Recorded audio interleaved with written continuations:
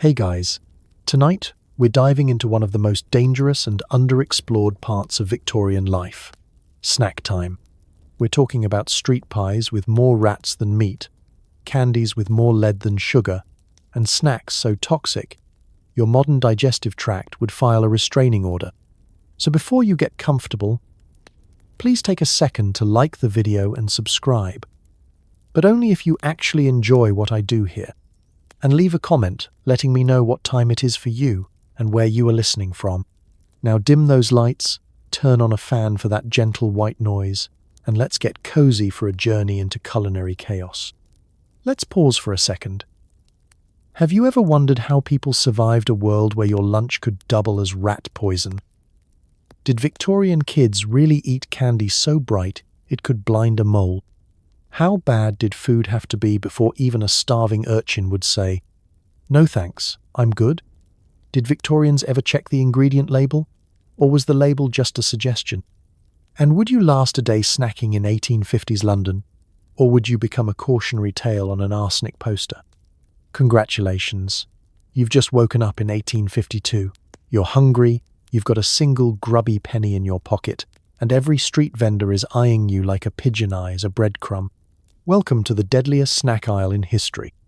The air is thick with coal, smoke, horse sweat, and the unmistakable aroma of fish, pastry, and regret. You scan the cobblestones for your breakfast, dodging puddles whose ingredients are better left unknown. Victorian street vendors hawk their wares from battered carts, promising pies, buns, and questionable confections. Each shout of hot pies, fresh buns, is both an invitation and a threat. Do you trust the mustachioed man selling eels, or the child waving a basket of what might be apples or turnips in disguise? Let's set the scene.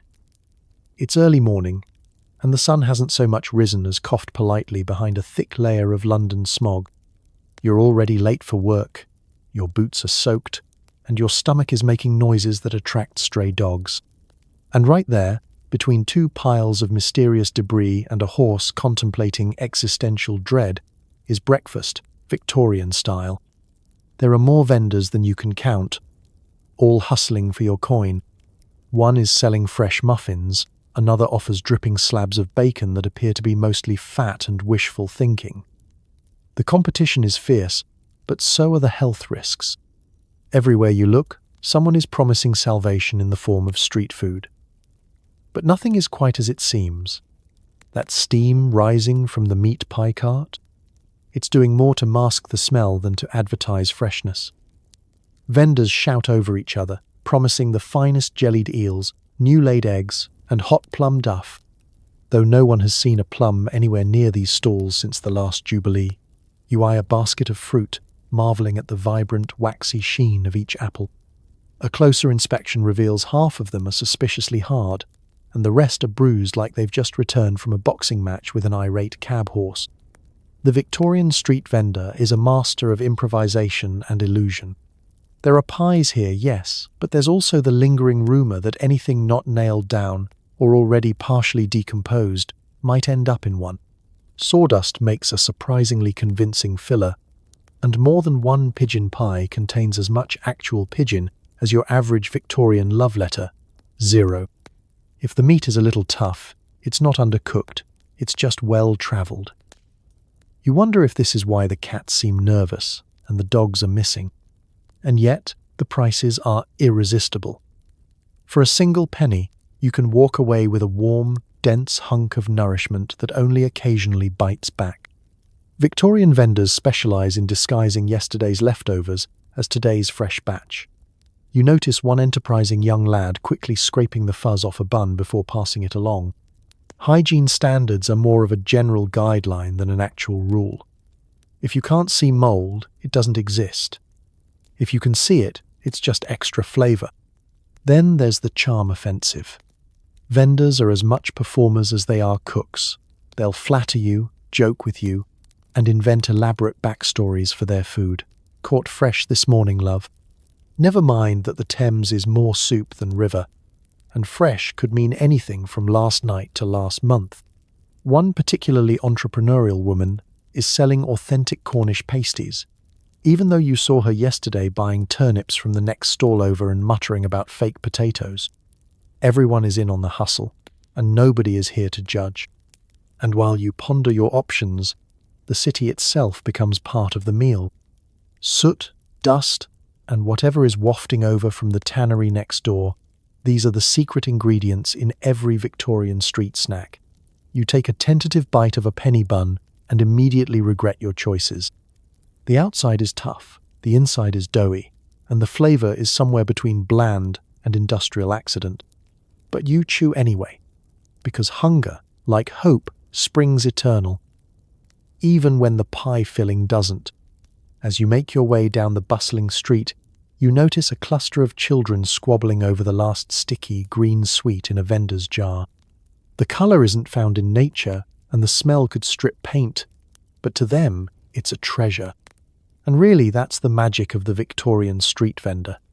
Amidst the danger and dubious ingredients, there's a sense of defiant joy. You're hungry, they're hustling, and together you make a bargain that will test the limits of your digestive system and your faith in humanity. Let's be honest, you might survive breakfast, or you might invent a new form of gastrointestinal regret. Either way, you're fueled for another day in the greatest, grubbiest city on earth, with a full belly and a renewed respect for food labeling laws. Next up, what's actually inside that pie? Spoiler. You probably don't want to know. It's time for lunch. You clutch your penny and make the brave decision to order a meat pie. The crust is warm, flaky, and hiding secrets. With every bite, you try not to think about the rumors. Pies packed with sawdust, spoiled meat, stray cat, or whatever the vendor found behind the butcher's shop that morning. You ask what's inside, and the answer is don't worry about it, love. Comforting. Let's take a moment to appreciate the Victorian meat pie. A marvel of culinary optimism and reckless abandon. You're standing at the cart, hunger overriding common sense, and that golden pastry glistens invitingly in the smoggy afternoon light. The vendor flashes a gap-toothed grin and assures you it's prime beef, with the kind of confidence usually reserved for snake oil salesmen and politicians. But you've heard the stories. Last week, someone swore they found a beak. The week before, it was a button. Is it urban legend or just lunch? As you break open the pie, a wave of steam escapes, along with an aroma that can only be described as meat-adjacent. It's hot, at least, and the crust isn't bad if you like your pastry with the texture of a roofing tile. Inside, the filling is a mysterious brownish grey, generously sauced and cut into shapes that would puzzle a professional butcher. There's something chewy, something gristly, and, if you're lucky, something resembling actual muscle tissue. If you're unlucky, it's whatever fell off the cart on the way over. Victorian pies are a masterclass in creative economics. Meat was expensive, so vendors learned to stretch the definition of filling. A little beef, a lot of offal, a handful of breadcrumbs, and a generous dose of sawdust for texture. The taste? Let's call it complex. If you close your eyes and focus, you might detect a whisper of actual cow. More likely, you'll find hints of whatever animal was closest to the chopping block that day. Rat, cat, dog, anything with legs was fair game. And if it didn't have legs, well, that just made it easier to stuff inside a crust. Some pies are bulked out with root vegetables or turnip, the sort of addition that's more structural support than flavor. It's not unusual to find a bone fragment or two, a little reminder that this was once a living creature, or at least a creature adjacent. In particularly lean times, the filling might be mostly gelatinous gravy, a sticky concoction made from boiled bones, random scraps, and the eternal hope that you won't notice you're just eating meat-flavored glue. Now, hygiene. If you're picturing a gleaming kitchen, think again. Most Victorian pie makers worked in conditions that would give your immune system a panic attack.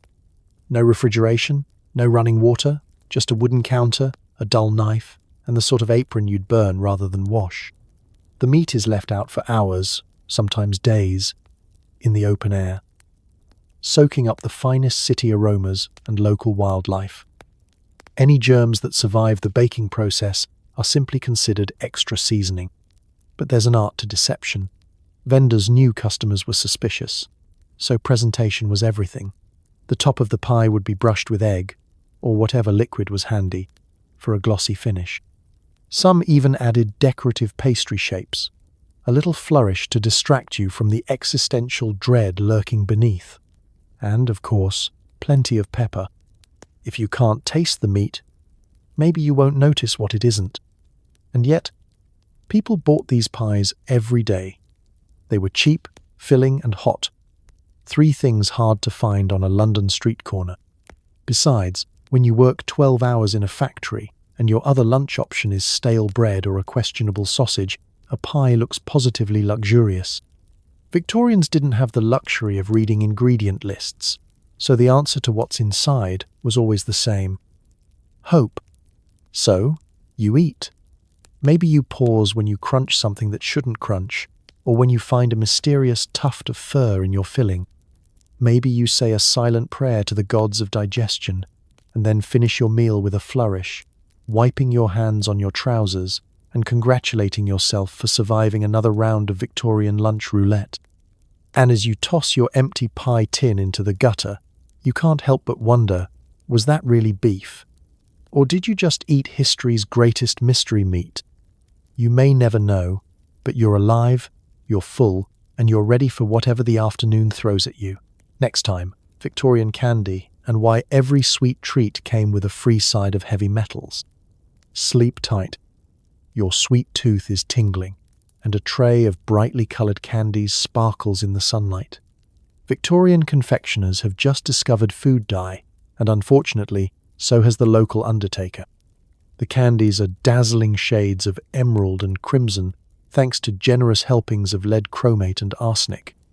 1 bite might taste like paradise. 2 bites, and you're seeing angels. It's afternoon in Victorian London, and you find yourself drifting toward the sweet stall, hypnotized by the rainbow display. The air is thick with the scent of boiled sugar, burnt caramel, and just a hint of danger. In a world where most treats are beige, brown, or the color of uncertainty, these candies are shockingly, gloriously vibrant.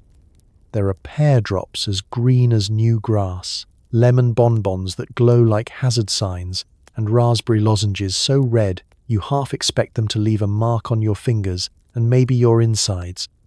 It all looks so innocent, but nothing in Victorian England is truly safe.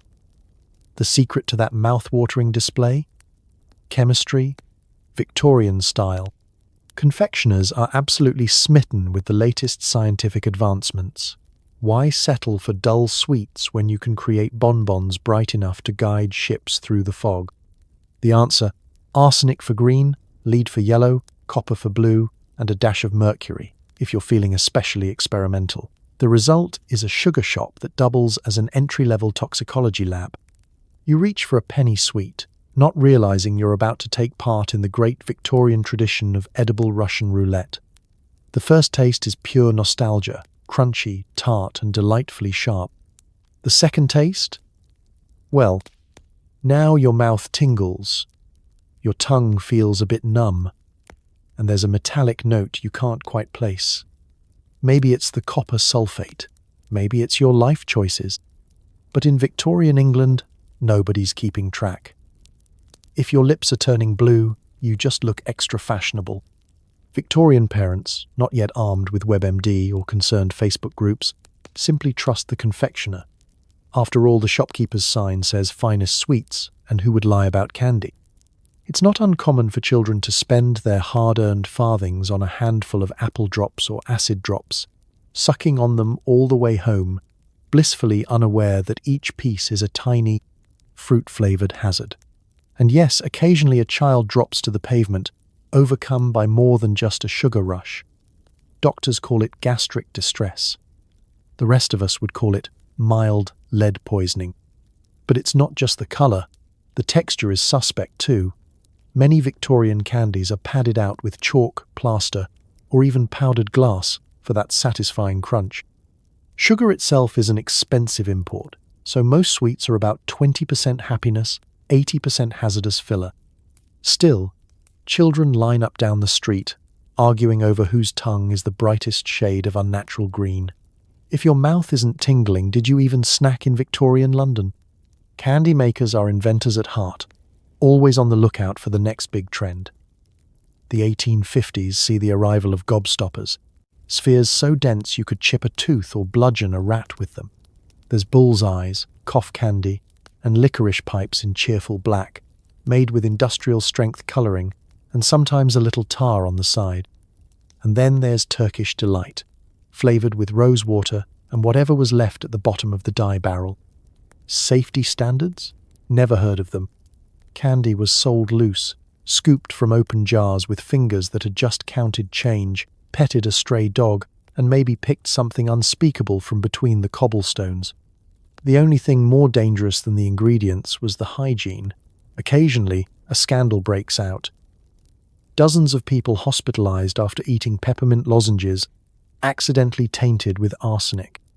The story makes the papers, but the solution isn't to ban arsenic, it's to hide it better. You'd think all this would scare off the customers, but it doesn't. The allure of bright, sweet, forbidden treats is too much. Children still sneak coins from their parents. Adults indulge their inner child, and the candy trade flourishes. Because for all the risk, there's joy in every wrapperless, possibly lethal bite. You finish your last acid drop, tongue tingling, teeth slightly gritty, and eyes just a little wider than before. Was it worth it? Absolutely. You survived Victorian Candy Hour, and that's a win by any standard. Next up, day-old bread and the heartbreak of pastries that could outlast most small mammals. Sweet dreams. Sometimes you just want something simple. Bread, surely, is safe. In Victorian cities, even a basic loaf is a gamble. The baker pads out the dough with chalk, plaster, or whatever is handy. If it's stale, you dunk it in weak tea. If it's still crunchy, you try not to chip a tooth, or question why it smells like yesterday's wallpaper paste. Let's set the scene. You wander down a busy London street, lured by the yeasty perfume of baking bread. Or is that just someone's chimney smoking out yesterday's trash? Your stomach rumbles. You have a penny in your pocket and hope in your heart, and in front of you is the baker's stall, baskets piled high with loaves of all shapes, sizes, and questionable ages. Fresh bread, the baker hollers, as he deftly swaps the older loaves to the front and the new ones to the back, just out of sight. In theory, today's bread is fresh and fluffy. In practice, it's more like a firm handshake from a mason. You pick a loaf that looks decent, golden brown, with a hard crust and that signature thud when tapped. The problem starts as soon as you try to break off a piece. If you don't have the forearms of a coal miner or a handy chisel, you're out of luck. Victorian bread was notorious for its density, often doubling as an improvised weapon or emergency doorstop. What should be soft and pillowy is instead dense, brittle, and gives off a faint aroma of wet plaster. You take a bite and suddenly realize the crunch isn't from the crust. It's from a mystery ingredient that was never meant to be eaten by humans or animals. Bread was supposed to be the staff of life, but in Victorian England, the only thing supporting is the local dentist's business. To stretch their profits, bakers mixed in all sorts of clever fillers, chalk for whiteness, alum for texture, mashed potatoes for volume, and if the flour sack was running low, a scoop of ground bone or sawdust for good measure. If you're lucky, it's mostly flour. If you're not, you're eating a chemistry set. That extra white bread, so prized by customers, owes its paleness to chalk or plaster of Paris, both easier to find than actual wheat. And then there's the issue of freshness. A loaf labelled today's might easily be from last week, artfully resuscitated by a quick splash of water and a few minutes in a hot oven. Bakers were masters of disguise. Is the loaf still warm from the oven, or just strategically heated over a coal fire to lure in hungry customers? You'll never know. The only guarantee is that by the time you get home, your bread will be just stale enough to double as a cricket bat. Victorians weren't picky eaters. They couldn't afford to be. But they were resourceful. If the bread was too hard to chew, you'd slice it thin and dunk it into your mug of weak tea, hoping to soften the blow. Sometimes, if you were feeling fancy, you'd spread a bit of jam or dripping over it to mask the taste. And if all else failed, you'd feed it to the pigeons, or, if you lived near the docks, use it as ammunition against rival street urchins. Of course, eating Victorian bread wasn't just a test of dental fortitude, it was a gamble with your health. The chalk and alum could cause nasty stomachaches, and repeated exposure to plaster or sawdust did nobody any favours. It was not uncommon for doctors to see patients suffering from what was charmingly called bread belly, which is just as delightful as it sounds. If you didn't get sick from the fillers, you might still fall victim to mould or fungus, since proper storage was more of a hope than a reality. You'd cut into your loaf and find a cheerful swirl of green or blue. Did you scrape it off and keep eating? Of course. In Victorian London, wasting bread was a crime against thriftiness. In the rare case you found genuinely fresh bread, it was a cause for celebration. People shared tips on which baker had the softest crumb or the least amount of extra minerals. Sometimes, neighbours banded together to pool their pennies for a decent loaf, dividing it like a precious jewel. And on special occasions, if you managed to get your hands on a sweet bun or a hunk of real white bread, it felt like eating clouds that didn't taste like wall plaster. So, you gnaw on your bread, jaw aching, sipping weak tea and reminding yourself, at least you're not eating a rat pie. There's a certain comfort in routine, even if the routine is a daily culinary dare. In Victorian times, survival was about making do, and, if you were lucky, keeping your teeth. Next up, the thrilling adventures of Victorian dairy. Spoiler alert, there's more chalk in the milk than in your bread. Milk arrives at your door in a glass bottle, or a tin can, if you're unlucky. In the absence of refrigeration, milk sours faster than your optimism. Enterprising milkmen refresh their product with chalk, water, and sometimes a dash of formaldehyde. You drink your morning glass and wonder why it fizzes. Let's step into the utterly unpredictable world of Victorian dairy. It's breakfast time. You stumble to your door in a city fog thick enough to butter your toast. And there he is, the milkman, whistling cheerfully as he delivers the day's ration of hope, disappointment, and potentially a minor gastrointestinal adventure. The bottle looks harmless enough, opaque, cool to the touch, promising nourishment for the day ahead. But you know better. Milk, in this era, is less of a health food and more of a wild card. Without the magic of refrigeration, milk is a race against time and the forces of nature. Fresh from the cow, it might last a few hours on a chilly morning, or approximately 3 minutes in the sweltering summer heat of a London slum. It's no wonder that by the time your breakfast cereal, or, let's be honest, your chunk of brick-like bread, meets its milky fate, the contents of your bottle have begun an unauthorized fermentation experiment. Sourness isn't a flavour, it's a lifestyle.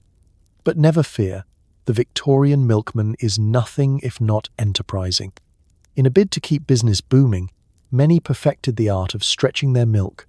No need for fancy food science when you have a barrel of tap water, a scoop of chalk dust, and a flexible relationship with customer loyalty.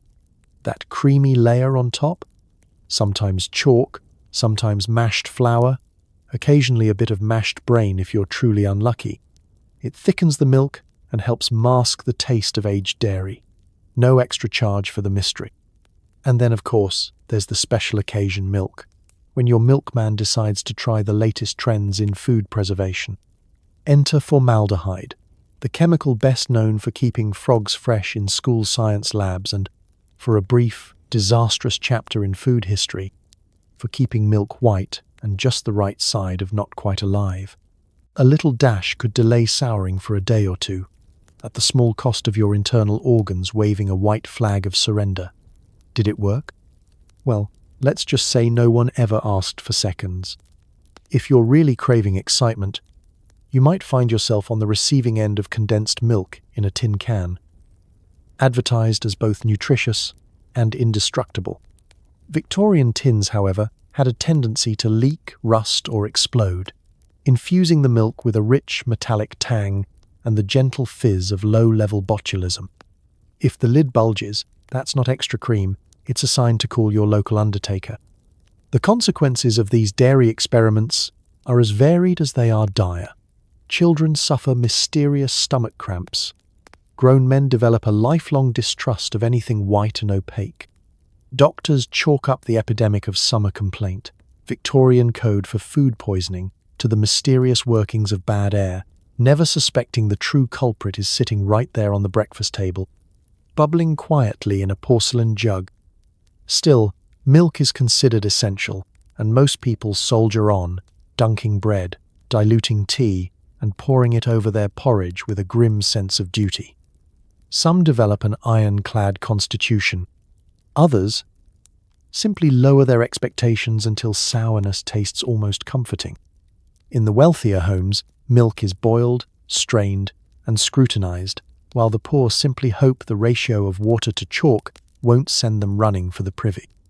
And let's not forget the cheese and butter. Two more dairy products with their own delightful hazards. Butter, if not fresh, takes on a certain aroma and a curious blue hue, perfect for scaring away both guests and the more cautious rodents. Cheese, meanwhile, develops its own personality, sometimes quite literally as maggots take up residence during the aging process. Victorians, ever pragmatic, simply carve around the moving bits and keep eating. Waste not, want not. So you pour yourself a bracing glass of milk, raise it to the morning sun, or, more accurately, the morning gloom, and take a cautious sip. If it tastes faintly of school glue, you've got the real thing. If it's fizzy, congratulations, you've discovered Victorian yogurt. Either way, you're ready to face the day, armed with nothing but optimism and a digestive tract forged in adversity. And as you set down your empty glass, just remember, in the world of Victorian junk food, sometimes survival is its own reward. Next, let's try something that can't possibly be any worse. A nice, hot, questionable fish pie. A cart rolls by, offering hot eel pies and pickled whelks. The aroma is both inviting and alarming. Freshness is a luxury, not a guarantee. You take a bite and play Victorian roulette. Will you walk away with a full stomach, or spend the afternoon inventing indoor plumbing from necessity? Welcome to the world of Victorian seafood street food, where the only thing more treacherous than the Thames at low tide is whatever just made its way into your lunch. It's midday, and the city's markets are a cacophony of barrow boys hawking their dubious delicacies. Hot pies, jellied eels, oysters fresh-ish from the river. Never mind that the river in question is a colour nature never intended, and is home to more floating surprises than a magician's top hat. You approach the pie cart with a mixture of hunger and dread, drawn in by the steam rising from a tray of freshly baked eel pies.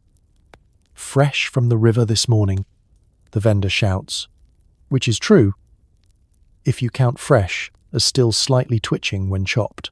The pastry is glossy and golden, painted with what might be egg wash or just the rainwater from last night's drizzle. With 1 shilling, you can experience a Victorian delicacy, and with 2, you can afford the optional side of pickled whelks, sea snails preserved in vinegar and optimism. You take your first bite. The pastry is dense, clinging to your teeth, and the filling is unmistakably fishy.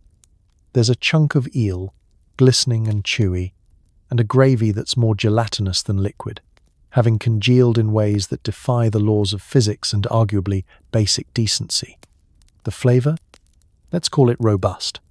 If you close your eyes, you might taste the ocean. If you open them, you'll see something that looks suspiciously like a vertebra. And then there are the whelks, small, pale, and floating in a cloudy brine. A true Victorian would slurp them down and declare himself fortified, but you're not sure whether to eat them or offer them a tiny life jacket. The tang of vinegar is sharp, but it can't quite mask the underlying aroma of last week's tide pool. You swallow bravely, wondering if you've just consumed more bacteria than nutrition. Why eel pies, you might wonder? The answer is simple. Eels were plentiful, cheap, and could survive long journeys in less than ideal conditions. In other words, they were the perfect food for a city with more mouths than morals. Victorian Londoners prized their eel pies for being filling and affordable, and, thanks to the natural resilience of eels, less likely to rot before making it to market. Less likely does not, unfortunately, mean never. If the cart spent a little too long in the sun, or the vendor was feeling especially thrifty, you could be treated to the unique flavour of pre-owned fish. And let's not forget the oysters. Once considered poor man's food, Victorian oysters were harvested by the barrel from riverbeds, no matter how dubious the water source. A plate of oysters was cheap, satisfying, and carried only a moderate risk of cholera. If you survived, you could brag about your iron stomach. If you didn't, well, there were always more hungry Londoners ready to take your place. Hygiene? A suggestion, not a standard. Vendors wiped their hands on aprons stained with mysterious fluids and handled money, pies, and eels in a seamless cycle of cross-contamination. The same knife used to slice pies might have carved up a questionable herring moments earlier. There's a reason stomach pump was a thriving medical profession. Despite all this, the city's appetite for seafood never waned. Children munched on fried whitebait, adults debated the merits of potted shrimp, and everyone cheered when the pie man's bell rang out. Sure, you might lose a day to indigestion, but the taste of salty, savoury eel was worth the risk. Or, so you convinced yourself between sips of tepid beer. So you finish your pie, wipe the grease from your lips, and hope for the best. In Victorian London, eating was always an adventure, one that could end with a full belly, a night of regret, or a newfound respect for modern food safety. Next up, let's see what horrors lurk behind the dazzling display of Victorian sweets. Sweet dreams if your stomach allows. The most popular treat in the window glows a vivid, almost radioactive green. The secret? Arsenic. Victorian sweet makers prize colour above safety, and a handful of apple drops might earn you a trip to the doctor, if the doctor himself isn't part of the problem. Let's step inside the cheerful chaos of a Victorian sweet shop. Sunlight slants through grimy glass, illuminating jars crammed with lozenges, ribbons, and sugar sticks in colours that simply don't occur in nature. Children press their noses to the window, eyes wide and fingers sticky from previous adventures. In the centre of it all, a pyramid of dazzling green apple drops sits like the crown jewels, each one gleaming with possibility, excitement, and just the faintest suggestion of doom. Victorian society was obsessed with colour. It didn't matter what was in your food, as long as it looked vivid, tempting, and worth showing off to your neighbours. Dull sweets didn't sell. So enterprising confectioners embraced the latest advances in industrial chemistry, armed with the conviction that if it doesn't kill you, it must be delicious. For green, nothing beat arsenic compounds, specifically Shields green or Paris green, both highly toxic, both absolutely perfect for making candy shine like a goblin's emerald. The process was simple. Add a little arsenic-based pigment to your sugar, heat it up, shape it into balls, and there you go, a treat as bright as envy itself. No one asked questions. The more unnatural the colour, the more children begged their parents for a penny to buy them. The results were both immediate and long-lasting. One bite gave a delicious, tart crunch. 2 or 3, and you started to feel a bitod. Tingling lips, stomach cramps, and, if you were especially unlucky, a trip to the chemist for some Victorian-era medicine, likely a glass of brandy and a prayer. Parents, of course, were not much help. Food safety was a foreign concept. If little Tommy developed a rash, or little Elsie fainted on the way home from the sweet shop, it was probably blamed on nerves or the weather. Meanwhile, the local doctor, who may or may not have owned shares in the confectionery, prescribed rest, milk, or a brisk walk, rather than suggest the issue was the family's entire intake of heavy metals. And yet, the lure of those green apple drops was irresistible. For children raised on grey bread and boiled cabbage, anything that looked like pure joy was worth the risk. Kids competed to see who could eat the most in a single sitting, proudly displaying tongues turned neon by their forbidden snack. It was an era before ingredient labels, when the word natural simply meant it came from somewhere on Earth, and sugar could be defined as anything sweet enough to distract you from the taste of chemicals. The sweet shop was more than a place to buy treats. It was an experience, a social ritual, a test of daring, a chance to claim bragging rights and maybe a mild case of arsenic poisoning. The shelves were lined with green candies, blue lozenges coloured with copper sulfate, and red drops made bright with lead oxide. Each had their own risks, but none were as infamous as the green apple drop.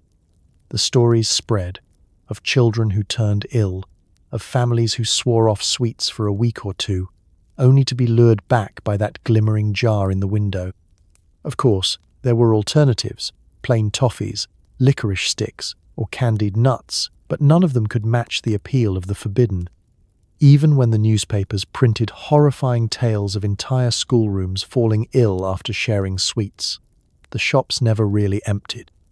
Victorian England, after all, was a place where danger was just another spice in the recipe. So you hand over your penny, clutch a paper twist of emerald drops, and pop one into your mouth.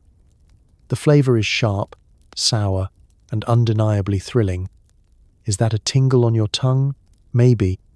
But hey, in Victorian times, a little risk is just part of growing up. Next time you crave a treat, you might want to check if it glows in the dark. If it does, congratulations, you're living the dream Victorian style. You decide to bake your own bread, imagining it's safer. The flour is white, suspiciously white. That's because it's been improved with bone dust, ground chalk, and sometimes brick powder. The only thing with less nutrition is the sack it came in. Let's set the scene. It's a chilly Victorian morning, and you're determined to seize control of your culinary destiny. The street vendors and their pies of mystery are behind you, the memory of day-old bread still lodged in your molars.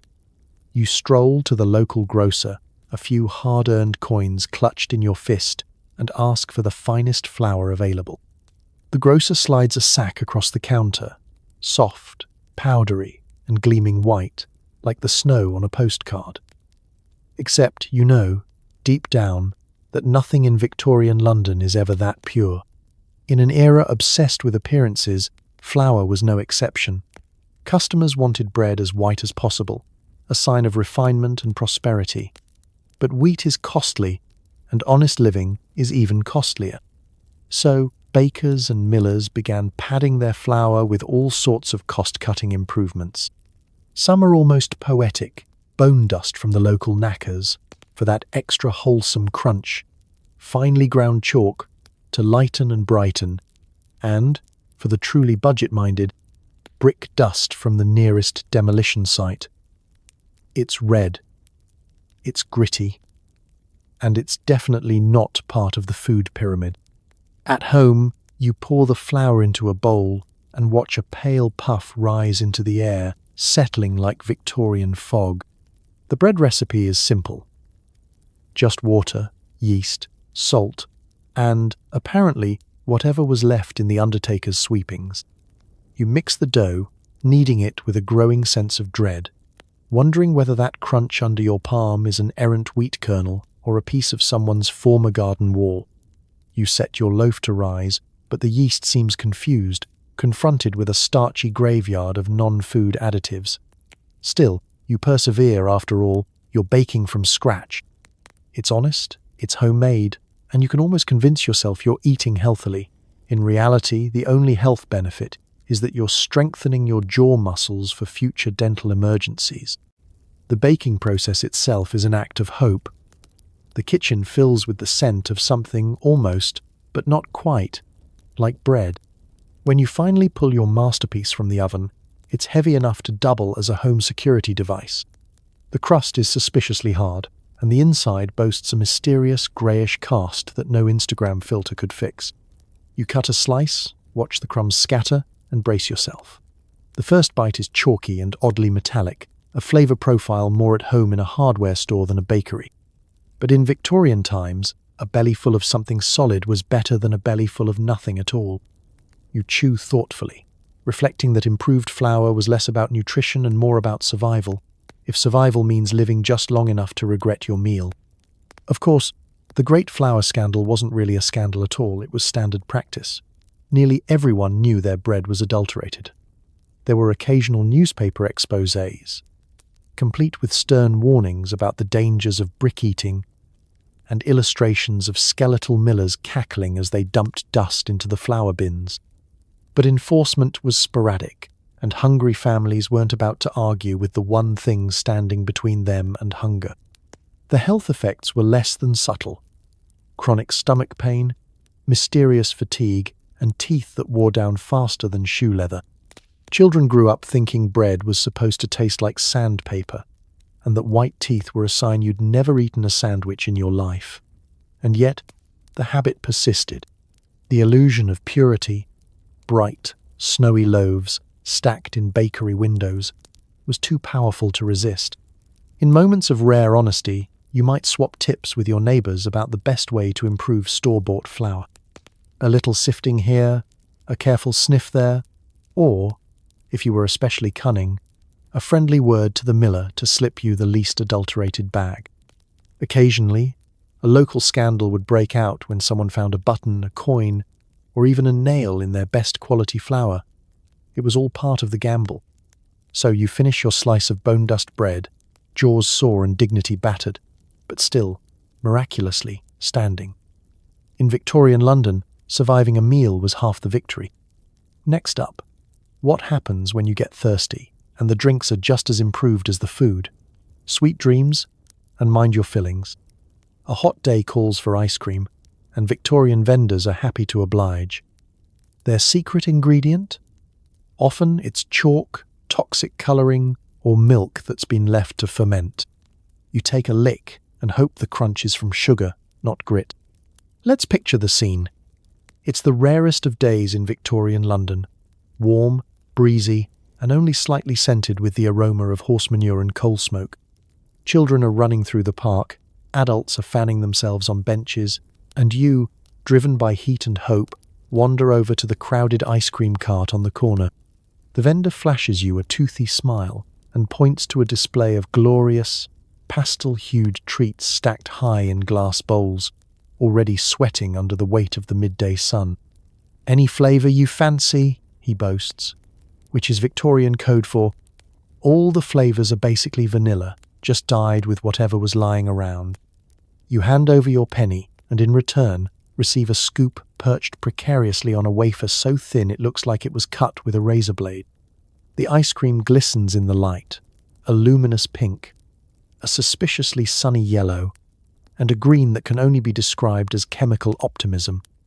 It looks delicious. It is also, statistically speaking, a minor health hazard. Let's talk ingredients. Ice cream in the Victorian era is more of a concept than a guarantee. Real cream is expensive and spoils fast, especially in the days before refrigeration was anything more than wishful thinking. So, most street vendors stretch the mix with whatever's handy: watered-down milk, reconstituted powdered eggs, and plenty of chalk for extra body and that signature squeaky mouthfeel. You wanted a refreshing treat. What you're getting is more like a culinary dare. And that gorgeous colour?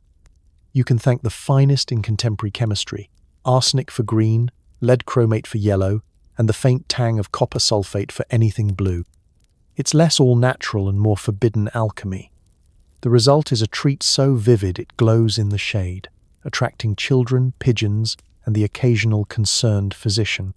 Victorians were enchanted by colour, believing that the more dazzling the dessert, the more delicious, and, naturally, the more healthy. That's logic for you. Hygiene? Well, let's just say the vendor isn't washing his scoop between customers.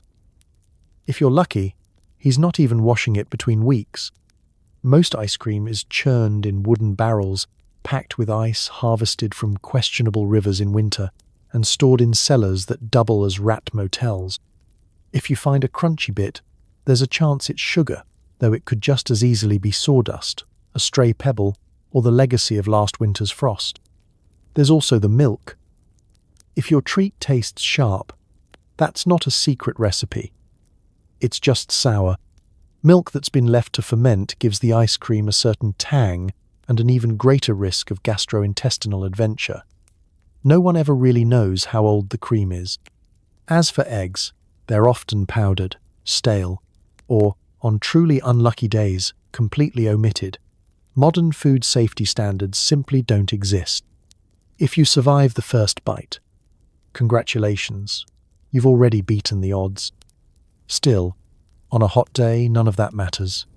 You lick your ice cream, savoring the instant chill on your tongue, the sugary hit, and the subtle undertones of existential risk.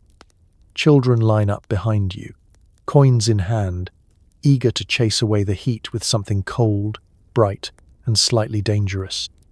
Occasionally, rumors swirl of outbreaks, summer fevers, mysterious stomach cramps, or that time when the whole of Mrs. Fenwick's Sunday school class spent a week confined to bed after a particularly lively outing at the park. And yet, the allure persists. There's nothing like an icy treat to make a city child feel rich, a momentary escape from the drudgery of boiled cabbage and crusty bread. In Victorian London, dessert is not just food, it's a gamble, a celebration, and a test of intestinal fortitude. So, you finish your cone, grit and all, and wipe your sticky fingers on your trousers. Maybe your stomach rumbles, or maybe you just feel a little more alive, a survivor of another Victorian taste test. Next time, you promise yourself you'll stick to water. But not really. After all, what's life without a little danger, preferably served with a side of sprinkles? For a single penny, you can buy a pudding from a street stall. It's steamed in a battered tin, filled with raisins. And is that grit? You don't ask. You just chew and hope you survive until supper. Let's take a stroll down a bustling Victorian street, where food is as much about luck as it is about flavour. You're broke, your stomach is rumbling, and the inviting clouds of steam rising from a vendor's pudding pot seem almost too good to be true. The vendor shouts, "Hot pudding!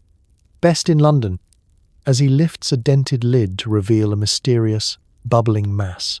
You fork over your last penny, and a slice lands in your hand, warm, squishy, and suspiciously weighty for its size. This is the penny dreadful pudding, the budget dessert of dreams and indigestion. The smell is sweet, with hints of currants, treacle, and something less definable, possibly last week's leftovers. The texture? Somewhere between soggy bread and wet sand, with the occasional pocket of dried fruit clinging to hope. Victorian puddings were designed for economy and efficiency. If you could steam it, sweeten it, and shovel it into your mouth without asking questions, it qualified as pudding. The recipe for a true penny pudding is less about ingredients and more about what you can get away with.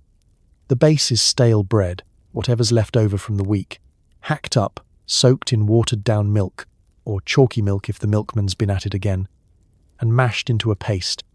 To this, the vendor adds sugar if he's generous, treacle if he's prosperous, and whatever dried fruit can be scavenged from the bottom of a barrel. Sultanas and currants are the usual suspects, but you might also get the odd dried fig or a lone shriveled raisin that's seen better decades. Now, about the grit. Victorian hygiene was a suggestion at best. Flour and sugar were stored in open barrels, and kitchens were more often cellars or sheds than sparkling showrooms. A bit of grit in your pudding could be leftover flour, a rogue bit of sand from the street, or even the result of washing the tin out with river water and calling it sanitation. You learn quickly to chew carefully, and if you find something that crunches, you just hope it isn't moving. Despite these quirks, penny puddings were wildly popular. For many Victorian children, they represented the height of luxury, a rare, sweet treat in a life dominated by bland porridge and dubious bread. Street urchins would scrape together their coins for a single, steaming hunk, eating it with their hands as they jostled for space on the curb. For adults, a penny pudding offered both comfort and calories, especially on chilly evenings when a warm belly could mean the difference between contentment and misery. Some vendors, to their credit, attempted to add a touch of class. a grating of nutmeg, a sliver of orange peel, or a splash of rum essence if they were feeling festive. But more often than not, these puddings were masterpieces of bulk, texture, and mystery. Steam was the great equalizer, softening even the hardest loaf into something nearly edible. If you got lucky, your pudding had a glossy top from a last-minute glaze of watered syrup, catching the light and your attention. And then there's the pudding skin, that thick, rubbery outer layer formed by hours of contact with tin and steam. It's chewy, occasionally singed, and absolutely unpeelable. Some say it's the best part. Others say it's the most convincing argument for dental insurance in the 19th century. You finish your slice, licking sticky treacle from your fingers, and marvel at how a single penny could buy so much uncertainty and so little nutrition. Your hunger is gone, for now, and you've made it through another round of Victorian snacking roulette. You'll probably survive until supper, provided you don't chip a tooth or swallow something unidentifiable.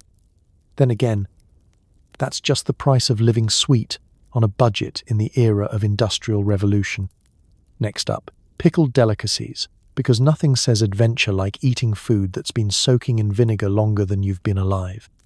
You eye a jar filled with mysterious floating objects, eggs, onions, even pig's feet.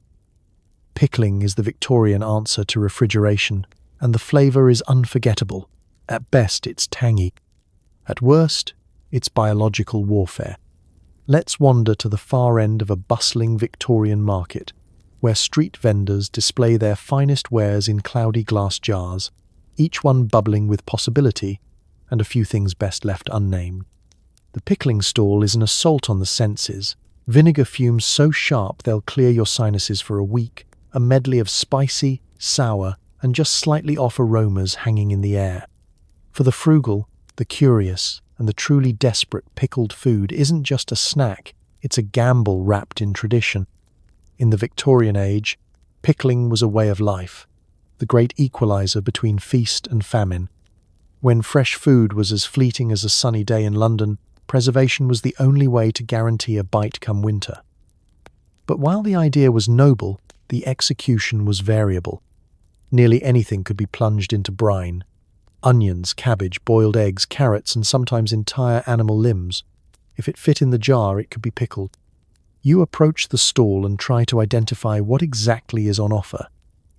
There's a jar of pickled onions, small and pale and bobbing like eyeballs in a haunted house. Next to it, a collection of eggs, some still with their shells, some ominously tinged blue. A great glass urn contains what the vendor swears are authentic pickled pigs' trotters, their hooves pointing skyward as if in eternal surprise. And at the end of the row, a pile of gherkins so wrinkled they look like they've seen things. And maybe they have. The pickling liquid itself is no less mysterious. Proper vinegar is expensive, so many Victorians made do with whatever acidic concoction could be brewed, borrowed, or distilled from kitchen leftovers. Sometimes it's malt vinegar, sharp and brown. Other times, it's a blend of sour beer, old wine, and just a hint of regret. For extra flavour, a handful of peppercorns or a sprig of dill. For extra preservation, a bit of salt, usually enough to give you flashbacks to the Dead Sea. And in true Victorian fashion, a dash of copper sulfate or lead acetate for colour, because pickles, like people, are judged by appearances. Biting into a Victorian pickle is an adventure in itself. The first taste might be sharp and satisfying, bracing as a slap. The second, suddenly you're aware that you've bitten into something that was once alive, then dead, then chemically reanimated by brine. The crunch is uneven, sometimes snappy, sometimes mushy, sometimes yielding an unexpected sandy texture. Was that sand? Or just a bit of chalk left over from the cleaning barrel? You don't ask. If your tongue tingles, it's just the vinegar. Probably. Eggs are the boldest choice. Hard-boiled and shelved for weeks, they take on a rubbery quality that defies natural law. The yolks turn green, then grey, then a shade you'd only see in a thunderstorm.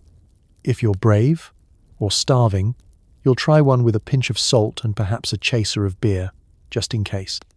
But if the vendor grins a little too wide as he hands it over, maybe ask yourself why he's not eating his own stock. Pig's feet, meanwhile, are for those who laugh in the face of texture.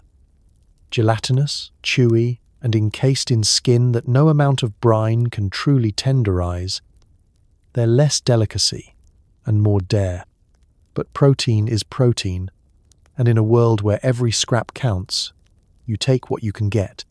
For all their quirks, pickled foods were beloved by many Victorians.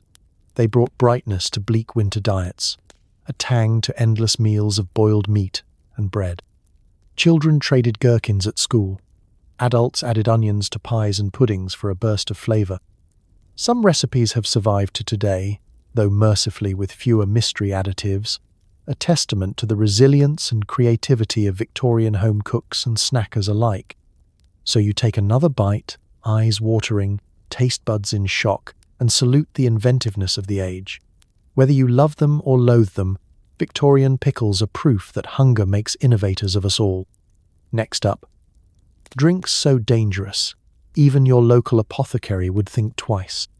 Thirsty?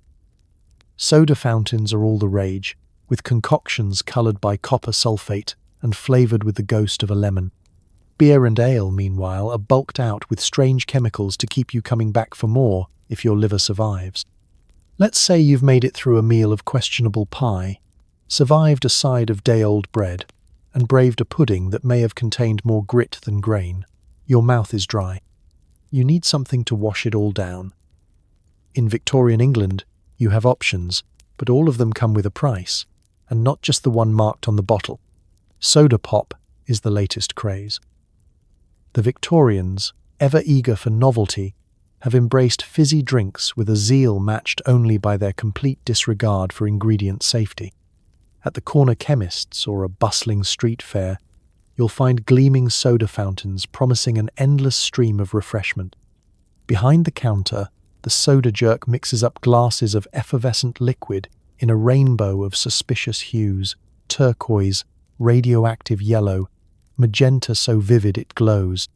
Each one is a chemical experiment served with a wink. The flavours are creative, if not exactly accurate. Lemon is more suggestion than substance, a faint whiff, a memory of citrus, and a mouthful of sugar chased by a sharp, metallic aftertaste. That zing? It's often thanks to copper sulfate, which makes the drink sparkle and gives your tongue a pleasant numbness. If you're lucky, your teeth don't tingle for hours afterward. For those who crave adventure, there's pineapple, with a hint of furniture polish, raspberry, suspiciously medicinal, and sarsaparilla, which is what happens when you let root beer go feral in a laboratory. But soda pop is only half the story.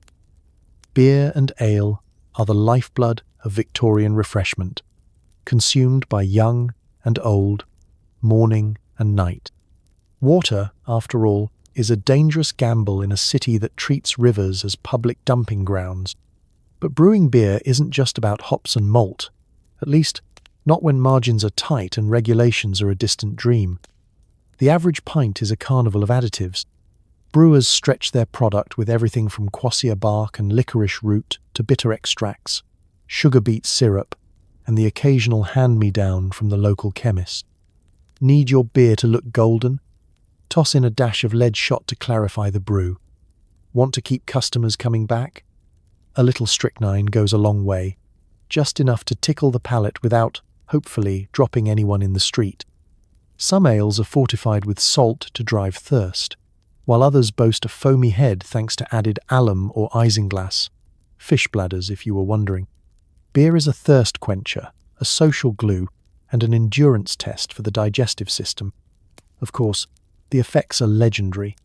The phrase "drunk as a lord" isn't just an expression, it's a survival strategy.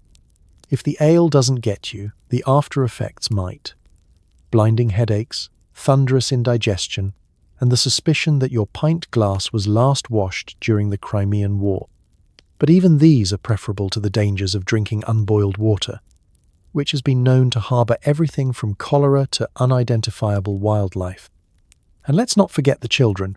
In Victorian England, Beer is often considered safer than water, so weak small beer is handed out to kids with their breakfast. School children sip from foamy mugs, blissfully unaware they're developing a taste for something that could, in higher doses, stun a mule. If beer and soda pop don't appeal, you can always try the latest patent tonics, bottled drinks promising health, vitality, and eternal youth. Most are laced with opium, cocaine, or a proprietary blend of 18th century herbal regret. They might cure your headache or simply convince you that headaches are character building, so you raise your glass, bracing for whatever comes next.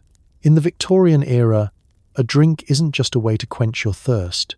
It's a gamble, a chemistry lesson, and occasionally a cry for help. Next up, tea time, where the only thing more dangerous than the tea is what's lurking in the sugar bowl. Bottoms up. Afternoon tea sounds genteel, but that teapot may contain more than you bargained for. Adulterated tea leaves, heavy metals, and recycled leaves ensure every cup is a surprise. Sugar cubes are pure luxury if they aren't secretly gypsum. Let's step into the parlour. The clock strikes 4, the fire is stoked, and you're invited to partake in that most quintessential of Victorian rituals. Afternoon tea. It should be a soothing moment, a pause in the chaos of the day. Your host pours from a delicate floral teapot, and the fragrant steam curls up, almost masking the scent of the coal fire and whatever's cooking down the street. On the table, cups as thin as eggshells, a little jug of milk, questionable provenance, see death by dairy, and, if fortune favours you, a plate of biscuits. But before you lift your pinky and take a dainty sip, you might want to ask yourself, do I trust what's in this cup? Let's start with the tea itself. Victorians loved their tea, so much that it became a national obsession and, for many, a non-negotiable staple of daily life. But demand always outstripped supply. Genuine, pure, high-quality leaves from India or China were expensive, and so the market was flooded with the affordable stuff. The sweepings from the tea warehouses, the dust from the factory floor, and, on especially thrifty days, used leaves collected from the cups of the previous day's customers. These were dried, re-dyed with copper salts or Prussian blue for that telltale fresh colour, then sold anew. It's recycling, Victorian style. Tea adulteration was so rampant that entire pamphlets and parliamentary commissions were devoted to exposing the fraud. Clever traders would bulk up their product with dried elder leaves, sloe, or even ground-up twigs and iron filings for body.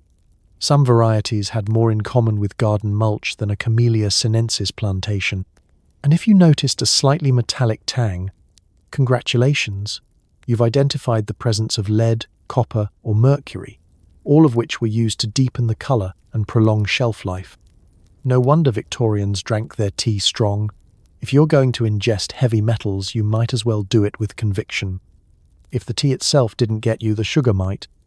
Refined sugar cubes were a true luxury in most homes, a status symbol to display in your fancy bowl, and to be doled out with the sort of ceremony normally reserved for rare jewels. Unfortunately, with luxury came imitation. Some enterprising grocers, eager to stretch their profits, produced cubes from compressed gypsum or plaster of Paris, occasionally with a sprinkle of actual sugar for flavour. If your cube dissolves with a chalky sigh rather than a sweet sparkle, consider yourself part of the ongoing experiment. Milk, as discussed, was another game of chance. Fresh milk soured by midday and was often refreshed with a little chalk, water, or something even more alarming. Pour it in your cup and watch for curdling. If it fizzes, you're not having a magical tea party.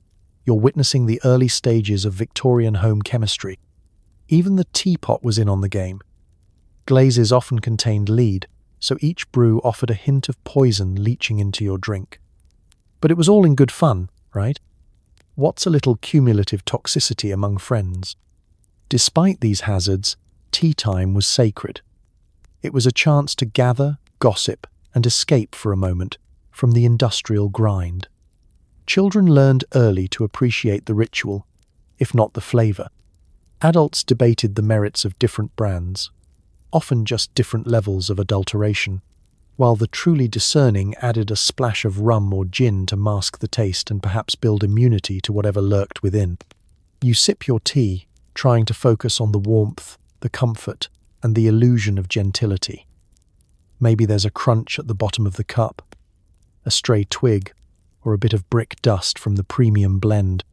Maybe the sugar leaves a mineral aftertaste, or the milk floats like a science experiment gone awry. You finish your cup with a sigh, grateful for the ritual if not the ingredients. Next up, sausages, because if there's one thing more mysterious than Victorian tea, it's what ends up in a sausage roll. Sweet dreams, and may your cup always be half full, and only a little bit lethal. Hungry for a sausage roll? Victorian butchers fill their links with anything at hand. Offal, old breadcrumbs, and sometimes spoiled meat from last week's market. Sausage casings? Don't ask. Don't look. Let's step up to the local butcher's counter, where sausages dangle in proud rows, plump, glistening, and a little too eager to leave their mark on your napkin and your digestive system. You're hungry, desperate for something hearty, and the aroma of sizzling fat is just enough to make you forget all those whispered rumours about what goes into a Victorian sausage. Just for a moment. But before you take a bite, let's explore the magic of sausage making, 19th century style. The goal is simple. Waste nothing. In an era before industrial meatpacking, every part of the animal was up for grabs. The prime cuts went to the wealthy. The bits and bobs, the offcuts, and the less identifiable regions were destined for the sausage grinder. It's the ultimate in nose-to-tail eating, except sometimes you're not quite sure what species the tail came from. The main ingredient? Offal, a charming catch-all term for anything that didn't make the dinner table. Liver, lungs, kidneys, connective tissue, and anything else the butcher couldn't sell outright. These bits were minced, mixed with breadcrumbs, stale naturally, and bulked out with whatever scraps happened to be lying around. Old bacon rinds, stringy beef, and the occasional surprise bone fragment made the cut. If it was vaguely edible, it went in. And then there's the meat that didn't quite sell last week, or the week before. Victorian preservation methods were, let's say, creative. Salt and smoke could only do so much, so a clever butcher would simply chop the less fresh bits finely, season them heavily, and hide them in a sausage. Spices were the original cover-up, a good dash of pepper, a sprinkle of sage, and you'd barely notice the tang of something that had aged a little too enthusiastically. Breadcrumbs, oats, or even mashed potato gave the mixture body and helped it stretch. Nobody wanted to pay a whole shilling for a sausage that wouldn't last till supper. Filler wasn't a dirty word, it was a necessity. You'd be lucky to find a sausage with more than 50% actual meat. Some even claimed the casing was the best part, though this is only true if you're into culinary mysteries. And those casings? Let's just say the less you know, the better you sleep. Most were made from cleaned animal intestines, but cleaned is a flexible term. A quick rinse in cold water and a promise to the customer was about all you could expect. Sometimes, if intestines ran short, creative butchers turned to alternatives, old muslin cloth, parchment, or whatever thin tubular object was handy. If your sausage snapped when you bit it, you were either lucky or about to need a dentist. The result was a sausage roll that could be anything from a warm, savoury delight to a culinary dare. On a good day, the fat sizzled and the spices worked their magic, filling the air with a meaty, peppery perfume. On a bad day, well, let's just say there's a reason Victorian stomachs were legendary for their resilience. Sausages were cheap, filling, and easy to eat on the go, perfect for factory workers, street children, and anyone who couldn't afford to be fussy. A sausage roll and a mug of beer was a meal, even if it sometimes doubled as a life lesson in skepticism. If you survived your lunch, you could brag about your iron constitution.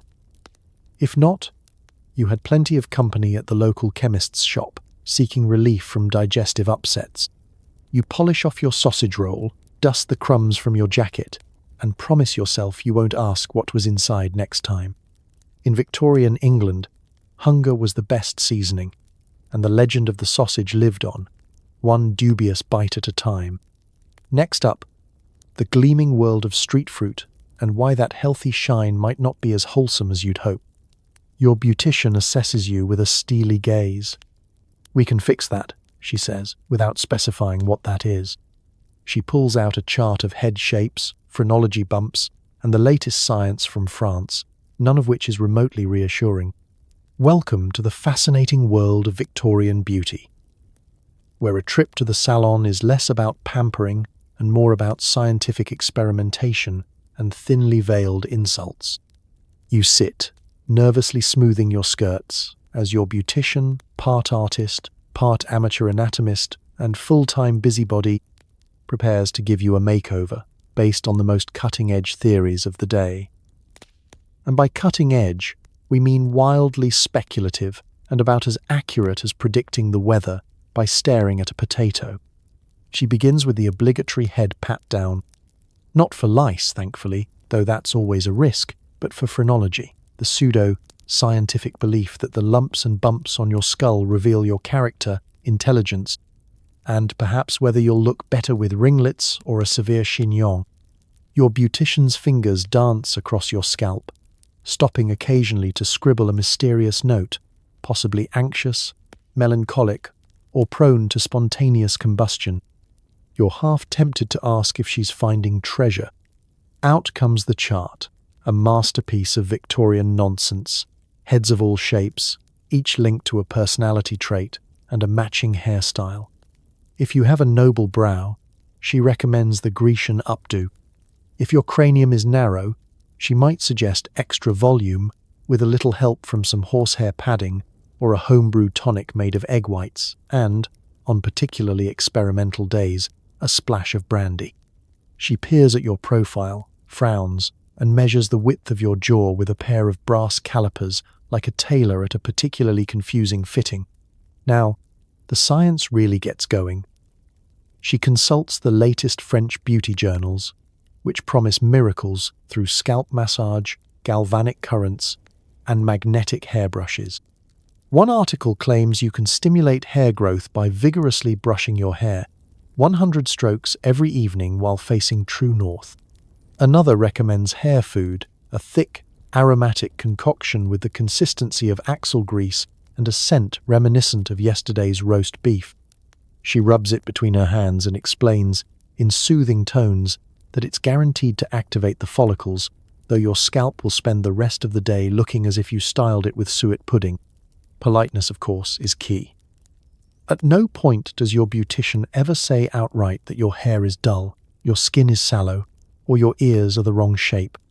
Instead, she frames it as an opportunity for improvement, for rejuvenation, or simply for following the Parisian trends that are sweeping the more fashionable parts of the empire. If you don't look like a statue from the Louvre, don't worry, there's a lotion, powder, or special hat for that. The whole experience is oddly soothing and deeply unsettling. You nod along as she recommends products that sound suspiciously like cleaning supplies. Arsenic face cream for pale skin, belladonna drops for wide eyes, and lemon juice tonics for a radiant complexion and a stinging scalp. Each solution is offered with such gentle conviction that you almost forget you're paying someone to diagnose you with minor defects of the brow ridge. By the end of your consultation, your sense of self has been gently battered, plumped, and rearranged. You're sent home with a bag full of lotions, a head full of doubts, and a promise that, with regular treatments, you too can approach the impossible standards of Victorian beauty, or at least be more interesting to passing physiognomists. And as you walk out into the foggy London street, you realize that in the Victorian era, self-improvement is less about results and more about the ritual. A soothing cup of tea, a polite diagnosis, and the reassuring sense that there's always a new scientific fad ready to fix whatever you never knew was broken. Up next, street fruit and the mysterious art of making apples shine like polished brass.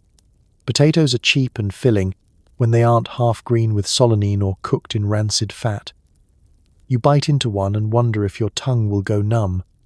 Sometimes it does.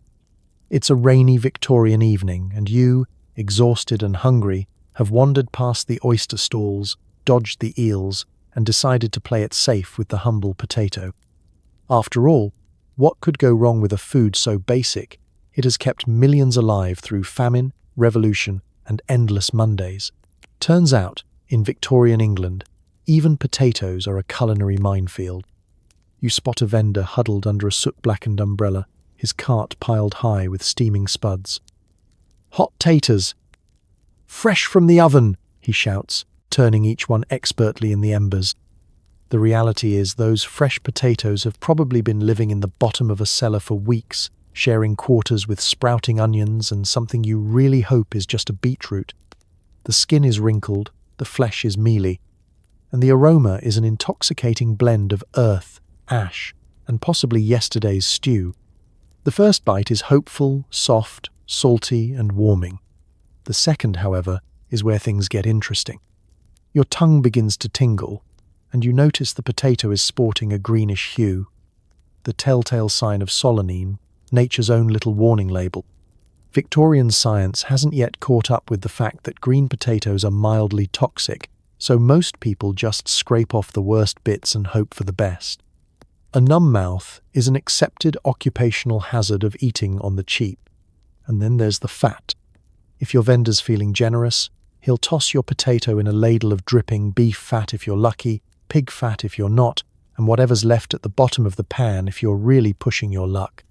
But in a world without refrigeration, that fat has probably gone on its own odyssey, from fresh to funky in record time. The result? A potato that's both greasy and oddly tangy, with undertones of why is this bubbling? It's comfort food with a hint of Russian roulette. Occasionally, you'll be treated to an extra surprise. An uninvited guest lurking just below the skin, insects, tiny stones, and the ever-present grit of Victorian city life can all find their way inside. You pick them out and carry on, because that's just part of the charm. The alternative is hunger, and hunger is much worse than the faint taste of compost. For the truly daring, there's the potato pudding, a strange hybrid of mashed spud, breadcrumbs, and whatever sweetener or spice happened to be available that week. Some recipes call for currants, others for treacle or even leftover gravy. It's the Victorian equivalent of a fridge clean-out casserole, comforting if you're lucky, a crime against nature if you're not. Potatoes are also the poor man's dessert. Vendors will stuff them with cold cabbage, douse them in vinegar, or, on special days, offer a dab of butter so small you need a magnifying glass to spot it. Kids line up for potato skins, roasted crisp over open flames, then dusted with whatever seasoning could be found, often just more ash from the fire. Even in their simplest form, potatoes are a versatile blank canvas, one that often gets painted with whatever is handy, edible or otherwise. Of course, the potato is still better than the alternative. For many Victorians, it was a lifeline, a source of calories that kept the wolf from the door, even if it occasionally brought a stomachache instead. If you finished your potato without going numb, it was a win. If you didn't, well, you just drank a little more beer and hoped the feeling would return by morning. So as you polish off your slightly green, slightly greasy, faintly mysterious spud, you remember, in the world of Victorian junk food, even the safest bets are a risk. Still, you're fed, you're warm, and you're only slightly tingly. Next up, what happens when your factory lunch is whatever you remembered to stuff in your pocket at dawn? Break time in a Victorian factory means cold tea and a slice of whatever's survived in your pocket since dawn. If you're lucky, it's edible. If not, you blame the headache on the smog, not the sandwich. The whistle blows, echoing through cavernous brick halls as dozens, sometimes hundreds, of workers wipe grime from their hands and make their way to a drafty corner or the nearest patch of sun outside. Lunch is a brief and sacred ritual, a pause in the relentless grind of clattering looms, roaring furnaces, and supervisors with eyes sharper than their pencils. you settle on a cracked stone step, pry open your bundle, and brace yourself for culinary surprise. Inside your lunchcloth is a slice of bread that's seen better days, its crust hard as a cobblestone, its centre seasoned with yesterday's pocket lint. If you're lucky, there's a sliver of cheese, slightly shiny around the edges, or a curl of bacon whose best days are firmly in the past. For many, a midday meal is just bread and cold tea, because tea, even when cold, is considered safer than water. It's a far cry from the steaming midday buffets of modern lunchrooms, but it's fuel for the next 4 hours of labour. Let's talk sandwiches. The Victorian worker's sandwich is an exercise in thrift and necessity. Bread acts as both plate and napkin, soaking up whatever fat or jam you could spare that morning. If you're fortunate, you get a smear of drippings saved from Sunday's roast. On special days, a dollop of jam or treacle, thinned with water to make it stretch, turns your lunch into a sweet treat. More often than not, though, it's dry, it's tough, and it tastes like a reminder of how far you are from payday. Meat, when it appears, is a sliver at best. A slice of ham thin enough to see the light through, or perhaps a cold sausage of mysterious origin and indeterminate age. The cheese is sharp, partly because it's aged, and partly because it's begun to develop its own personal philosophy. If you're especially unlucky, you find the factory special. Yesterday's potato, gone stiff and grey, but still edible with enough effort and imagination. Of course, factory conditions don't help the appetite. The air is thick with coal dust and the metallic tang of machinery, so your sandwich is inevitably seasoned with a sprinkling of soot. Hands aren't washed, there's no running water, only a communal bucket that's best left uninspected. You eat fast, guarding your food from rats, sparrows, and the ever-watchful eyes of your co-workers. Some days, a friend might trade you half a pickled onion or a chunk of pudding for a sip of your cold tea. Sharing is survival. You swap stories, news, and whatever edible fragments you've managed to gather. There's camaraderie in hardship, laughter in the face of mystery meat, and the unspoken understanding that nobody asks what's actually in the sausage roll. Dessert is a luxury. Maybe you've saved a bit of hard candy from a child's birthday, its edges blunted by days of pocket travel, or perhaps a penny bun, bought on the way to work and now as dense as a brick, is all you have left. Even a bit of fruit, if it survived the morning's commute, is a treasure. You eat every crumb, because dinner is hours away and the factory won't stop for hunger. And what about the headache? Is it the smog, the noise, or the dubious lunch? No one knows. You down the last gulp of cold tea, hoping it revives you, and stand when the whistle calls again. Break time is over. The looms start anew. If your stomach protests, you remind yourself that tomorrow is another chance at a better lunch. So you tuck away your cloth, dust crumbs from your lap, and dive back into the day's labour. In Victorian times, eating on the job wasn't about nutrition or flavour. It was about surviving to see another break. Next up, the chaotic magic of fairground food, where even dessert can be a dare. A Victorian fairground is a festival of food, noise, and the gentle rumble of impending food poisoning. From toffee apples dipped in questionable syrup to fried dough as hard as cobblestones, the fun is always slightly haunted by indigestion. Let's set the scene. You step onto the fairground, greeted by the smell of horse manure, hot sugar, and something deep-fried that's probably illegal in 3 modern countries. The air is alive with the clatter of wooden games, shrieks from the penny amusements, and the sing-song cries of hawkers competing to sell you the next treat that might, just possibly, not kill you. Children drag their parents from one stall to the next, hands sticky, pockets lighter, and stomachs rumbling with a dangerous mix of anticipation and last night's bread.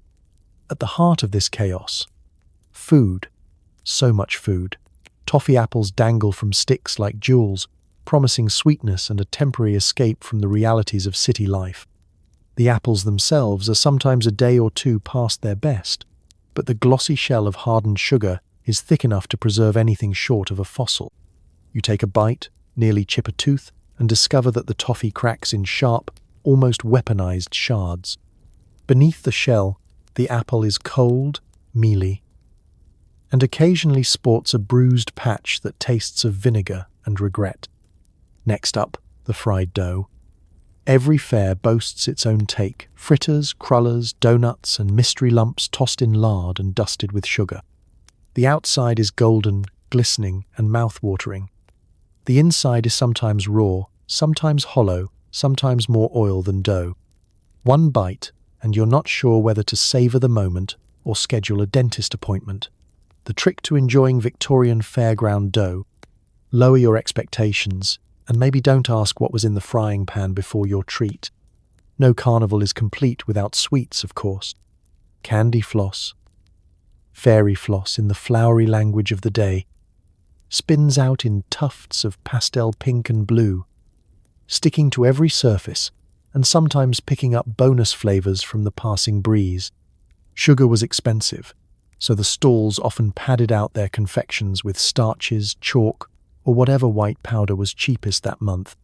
Even the candy sticks are coloured with the brightest and most questionable dyes chemistry could offer: lead chromate yellow, copper sulfate green, and the ever-popular arsenic green for that little thrill of danger with your sugar rush. You move on to the savoury stalls, where a chorus of sausages sizzles on grills and the aroma of onions nearly masks the smell of frying fat. These are the domain of the mystery meat vendors who've perfected the art of stretching a shilling and a recipe. Sausages are plumped with offal, breadcrumbs, and, when pickings are slim, bits of yesterday's unsold wares. One sausage roll might taste like heaven, the next like existential despair. The brave will try a pork pie, served hot or cold, with a wobbly layer of aspic that shimmers in the sunlight and looks alarmingly like Victorian glasswork. But it's not all fear and caution. For many children, a fairground treat is a rare taste of luxury, no matter what's lurking inside. Penny ices, served in battered glass or on a stick, offer icy relief on a hot day if you ignore the grit at the bottom and the mysterious flavour combinations. There are roasted nuts, burnt sugar tarts, and bonbons that stick your teeth together better than any dentist's glue. Yet everyone knows the risks. Stomachs begin to rumble, faces pale, and the fairground's true soundtrack emerges, the gentle chorus of groans as reality sets in. Maybe it was the cream bun left in the sun. Maybe it was the pickled egg, the eel pie, or just the mysterious soda pop coloured like a peacock's dream. Still, no one leaves empty-handed or empty-stomached, just slightly more wary, and maybe a touch green around the gills.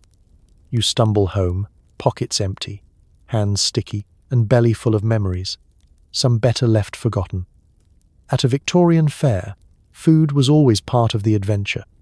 If you survived the day, you'd earned the right to tell the tale. Next up, childhood snacks. Because if you think adult food was scary, just wait until you see what kids could buy for a penny. Victorian children crave sweets, but pocket money doesn't stretch far. Half a penny buys a handful of bullseyes or licorice pipes, sometimes full of sand, sometimes full of something much worse. Let's travel back to a soot-streaked street corner where a knot of children in threadbare clothes press their noses to the glass of a sweet shop, or, more commonly, to the wooden counter of a cart set up in a bustling alley. Laughter and shouts fill the air as a few lucky kids count their precious coins, hoping to score something sweet, colourful, and, if fate allows, not lethal. In the land of childhood snacking, every penny is a passport to adventure, and every treat is a ticket in the world's cheapest lottery. The classic choices are legion: bullseyes, hard peppermint candies, licorice pipes, sugar mice, acid drops, and fruit lozenges the colour of tropical birds. The more you look, the less you recognise anything nature ever intended to feed a child. Sweets are sold loose, scooped by hand into paper twists. The shopkeeper's hands are rarely clean, having just handled cash, patted a stray dog, and perhaps swept up yesterday's sawdust. Hygiene in this era is a theory, one not widely practiced. The candy itself is as much filler as flavor. Sugar is expensive, so every piece is padded out with chalk, starch, or plaster of Paris. If you're lucky, the bull's eyes are mostly peppermint. If not, there's a distinct note of limestone and the unmistakable crunch of grit. As for licorice pipes, they're chewy, black, and intensely sweet, unless you get one from the bottom of the barrel, where they've fused together into a single inedible brick, flavored by time, dust, and the ghosts of snacks past. Children quickly learn the difference between fresh and old. The best sweets vanish by mid-morning. The rest hang around, slowly losing their battle with humidity and gravity. Some unlucky souls might spend their penny on acid drops so sharp they strip the lining from their mouths, or on Parma violets that taste mostly of soap. The real gamble is not the flavor, but the aftermath. Stomach aches, loosened teeth, or, on particularly memorable days, a case of mild lead poisoning from brightly colored dyes. Street sweets aren't just for taste, they're for trading, sharing, and showing off. The bravest kids bite straight through a bullseye or crunch a jawbreaker in half. The less bold nibble at the edges, savoring each grain and hoping for a hint of actual flavor before the chalky core. If you're feeling flush, you might splurge on Turkish Delight, which comes in sticky cubes rolled in questionable sugar, sometimes still bearing the fingerprints of every child in the neighborhood. Of course, the snack category in Victorian childhood is a broad one. When pennies are short and hunger is long, anything edible counts. Roasted chestnuts, if you can find them, are a winter luxury. In summer, a slice of bread spread with dripping or a scrap of cheese will do. Foraged fruit is fair game. Apples, if you're lucky, or the mysterious hedge berries that nobody quite knows the name of, but everyone swears won't kill you if you eat them slowly. Even in these lean times, sweets remain a cherished treat. Birthdays, holidays, and good report cards might bring a rare handful of bonbons or a coveted humbug. For some, the real adventure is not in eating, but in dreaming, pressing their faces to the glass, swapping stories about the greatest sweet ever tasted, and vowing that one day, when they're rich, they'll buy a whole jar. If you're lucky, your penny sweet will leave you only with sticky fingers and a sugar rush. If you're not, you'll remember the lesson in every crunch of sand, every suspicious aftertaste, and every trip to the privy. Guts of steel? Absolutely. Because in Victorian England, childhood was survival, one snack at a time. Next up, the mysterious world of preserved goods, where every tin is a gamble and every jar could hold glory or a small, briny disaster. Victorian groceries are full of surprises. Canned foods often rust or leak lead, and preserved fruits hide more bugs than nutrients. Every tin opens a new adventure, and sometimes a new infection. Step inside the Victorian corner shop, where innovation collides with optimism, and the shelves are lined with tins, jars, and bottles promising convenience, comfort, and just a hint of existential risk. For the busy Londoner, preserved foods are a modern miracle, a way to enjoy peaches in January or beef stew without ever seeing a cow. Of course, what's inside the tin is anyone's guess, and what's not listed on the label could fill a medical textbook. Let's start with the canned goods, the pride of Victorian food technology and a reliable source of both calories and mild panic. The process sounds simple. Seal cooked meat or fruit in a tin, keep out the air, and presto. Food that lasts for months, even years. But these are not the cans you know today. Early tins are heavy, handmade affairs, soldered shut with generous globs of lead. As you turn your can in the light, you notice a crust of rust forming at the seams and the faint bulge that suggests fermentation is happening inside, whether you like it or not. Opening a Victorian tin is an adventure in itself. There are no pull tabs or can openers, just a sharp knife, a firm grip, and a prayer that the contents won't erupt across the kitchen like a Jackson Pollock in gravy. Sometimes the lid peels back with a satisfying hiss. Sometimes it resists, finally giving way to reveal what? Exactly. Meat stewed to the texture of sponge, swimming in a gelatinous pool, or fruit suspended in syrup so thick it could grout tiles. Occasionally, you find something unidentifiable, half a plum maybe, or a mysterious lump that might once have been beef. If you're very lucky, there's only a faint metallic tang. If not, there's a distinct fizz, the warning sign of Victorian botulism.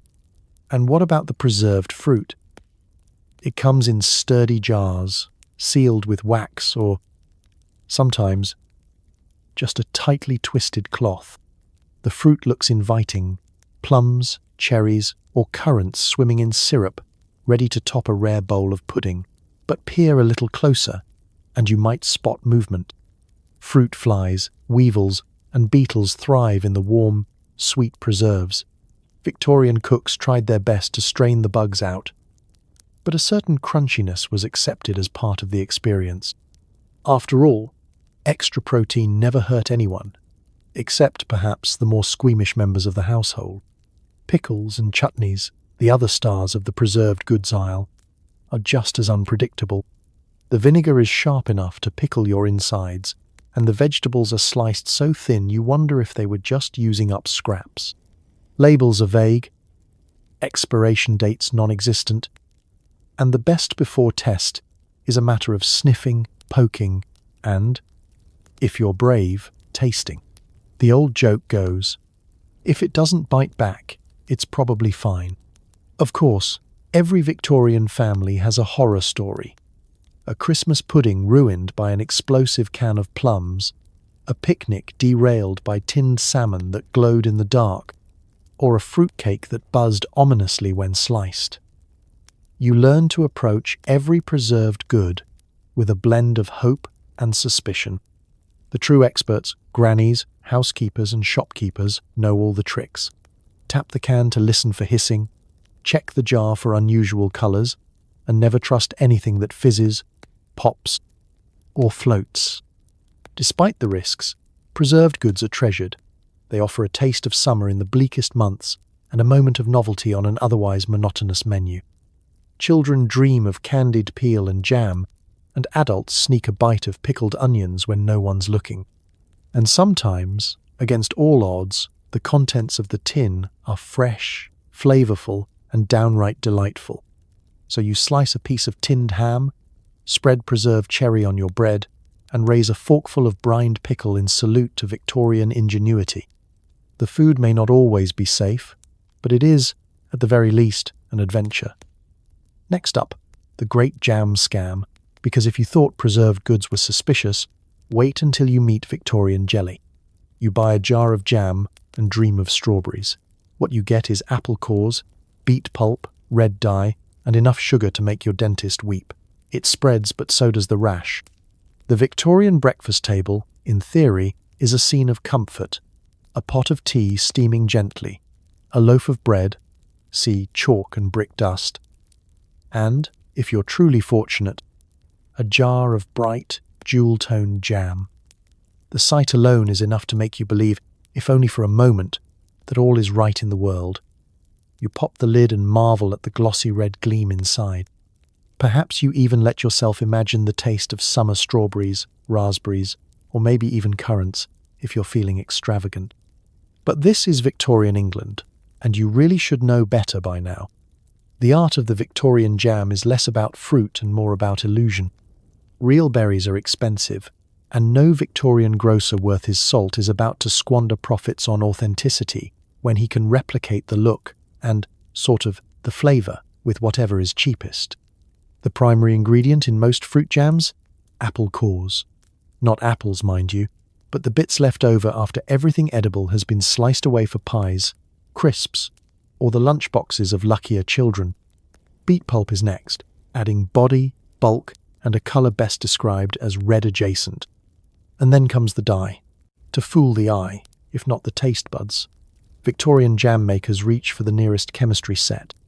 Red dye from coal tar, a splash of carmine for the wealthy, or a bit of lead oxide if you're after that truly unforgettable sheen. The result is a jam that glows so vividly it could double as a warning signal for ships in the fog. It looks inviting, even decadent. But the first spoonful is where reality sets in. As you spread your strawberry jam on a hunk of suspicious bread, you quickly notice the texture. It's gritty, stringy, and slightly lumpy. You might find a stray seed or a suspicious chunk of something that never saw a berry bush. The flavor is overwhelmingly sweet, enough to make your teeth ache on contact, followed by an aftertaste of old apple and, sometimes, a faint hint of bitterness that you hope is just beetroot and not the ghost of industrial byproducts. If you're lucky, there's enough sugar to drown out the chemical tang. If not, well, let's hope you have a glass of questionable milk on standby. Sometimes, the surprises are even more tangible. A chunk of wood or a fragment of string from the bottom of the jam pan, or an insect that braved the boiling process. If the label says with added fruit pieces, you should ask yourself, fruit, or just whatever happened to fall in. Victorian jam is nothing if not a democratic food. Everyone and everything gets a chance to join the party. Of course, the health effects are legendary. A rash after eating jam is almost a rite of passage. Victorian doctors blame everything from unwholesome fruit to nervous temperament. But you know it's probably the dye, or the bucket of preservatives, which could include everything from benzoic acid to a casual sprinkle of alum. The lucky ones just get an upset stomach. The unlucky end up with a visit to the apothecary, who prescribes a week of weak tea and dry toast. Despite it all, jam is cherished. It brings colour to grey mornings and a taste of sweetness to otherwise bland meals. Children beg for it, adults hoard it, and every family has a favourite sauce. The shop with the thickest spread, the prettiest jars, or the most consistent lack of foreign objects inside. On special days, if you're lucky or rich, you get actual fruit, and the taste of real strawberries is almost shocking after so many months of applebeet surprise. You finish your toast, jam glistening, and promise yourself you'll be more discerning next time. But you know the truth. In the world of Victorian junk food, every jar is a gamble, every spread a surprise. Next up, cheese of uncertain origin, because if you think jam was a risk, just wait until you meet what's lurking in the cheese press. You fancy a piece of cheese, wrapped in muslin and aged in someone's damp basement. The blue veins are supposed to be there, probably. The smell? That's just extra protein. In the dim, cluttered corners of a Victorian grocer's shop, the cheese counter is less a display and more an experiment in microbial endurance. Rounds and wedges of cheddar, Stilton, and dubious local specialties rest on wooden shelves, their rinds darkening in the perpetual cool damp of the cellar. No refrigeration, just hope and the belief that a little mould builds character. You survey the choices, breathing through your mouth, as much to avoid the scent as to preserve your sense of adventure. Selecting cheese is an act of faith. Your grocer, wiping his hands on an apron that's seen better decades, points out his finest piece, a wedge marbled with a bloom of blue and green. That's what gives it flavour, he assures you, as if the mark of a healthy cheese is its ability to frighten away mice and small children. Some cheeses are smooth and rubbery, others crumbly and dotted with what can only be described as bonus textures. You ask what kind it is, and he replies with a wink, "Oh, that's farmhouse. Family recipe." You wisely don't ask whose family. Cheese in the Victorian age is rarely just cheese. The milk, questionable at best, might have come from a cow, a goat, or anything available on short notice. The curds are pressed in rough cloths, aged on wooden planks that double as cutting boards and, on occasion, mouse highways. Salt is added liberally when it's available. Sometimes the salt is replaced with preserving powder, a mystery blend that could include borax, alum, or whatever the grocer found at the bottom of the barrel. Each wheel is a unique chemical romance, a living diary of its time and place. Cutting into your cheese, you marvel at the resilience of Victorian taste buds. The blue veins snake through the wedge, bold and unapologetic, their scent stinging the nose. Is it safe? Probably. Is it delicious?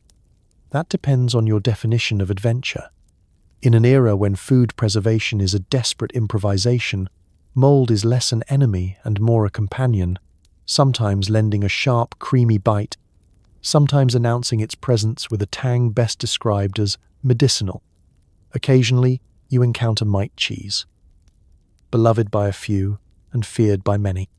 These are cheeses deliberately colonized by cheese mites, tiny, nearly invisible creatures that gnaw through rinds, leaving behind a distinctive texture and an even more distinctive odor. The bravest souls eat the rind as a badge of honor. The rest carve deep, seeking an oasis of safety beneath the surface. Cheese is a staple, rich in fat and protein, and cheap enough to fill a laborer's bread at midday.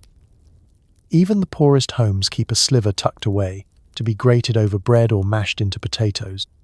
If you're truly unlucky, you get a slice that walks on its own, courtesy of a few too many days in the cellar and the efforts of enthusiastic maggots.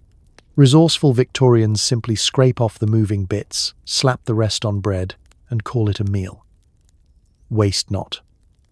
Want not. But cheese, for all its quirks, is cherished. It's a source of pride, the centerpiece of feasts, and a comfort on bleak winter days.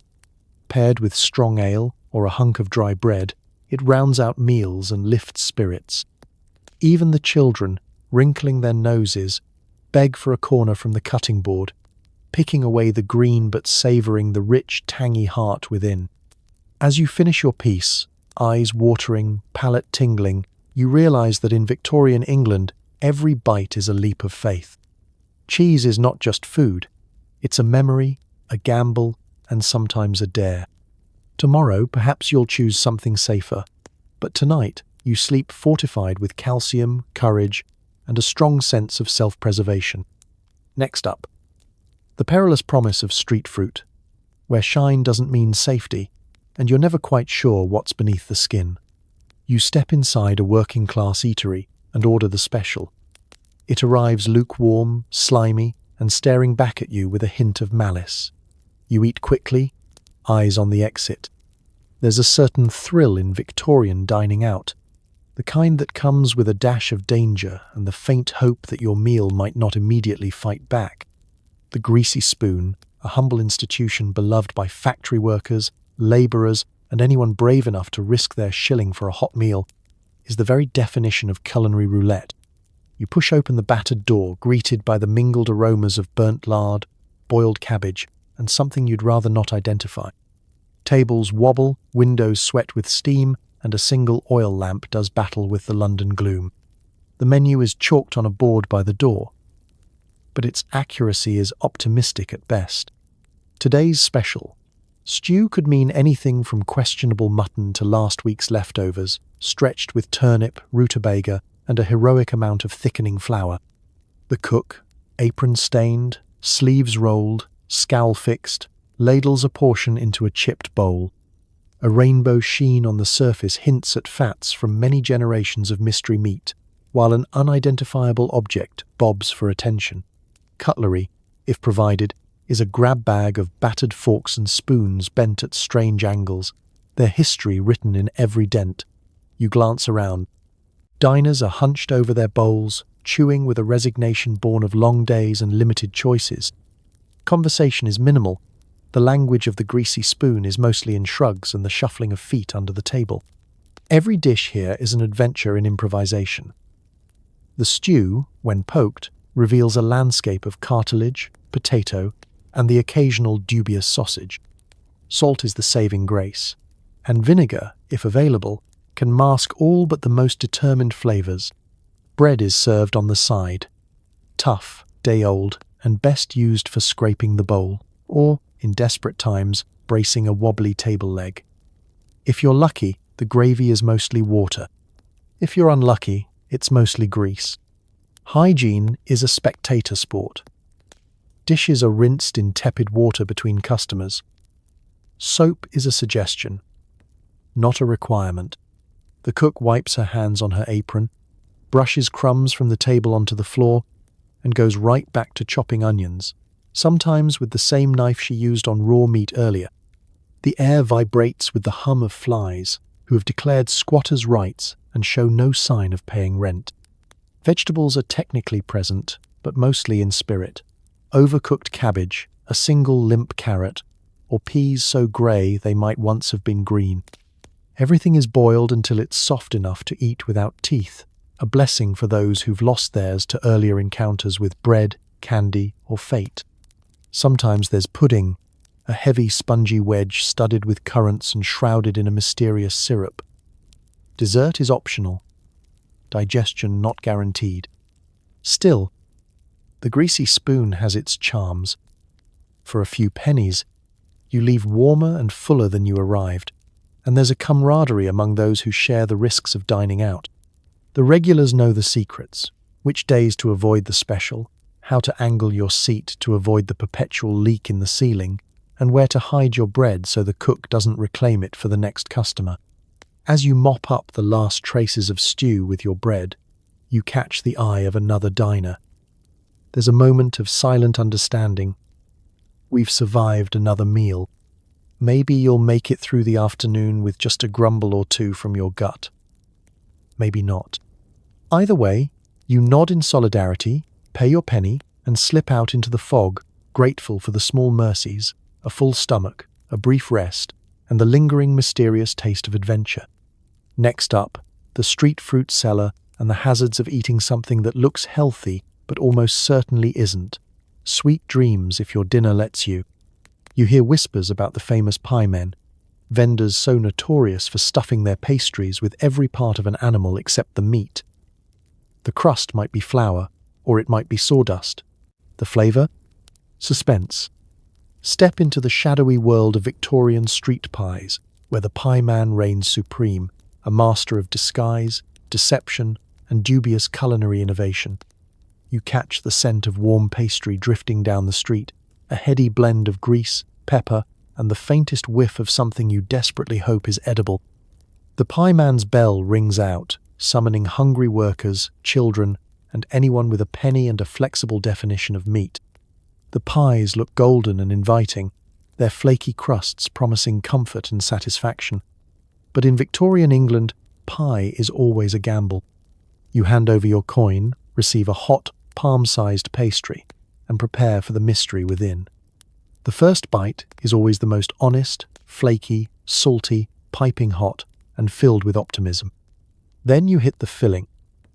Instead of beef, chicken, or mutton, you find a medley of textures.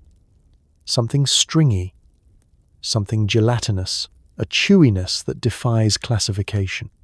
There's plenty of gravy, thick, peppery, and alarmingly opaque. Meat is present, technically, though it may have entered the pie as a distant cousin to the original animal. Let's talk ingredients. Pie men were notorious for their ingenuity and thrift. Nothing went to waste.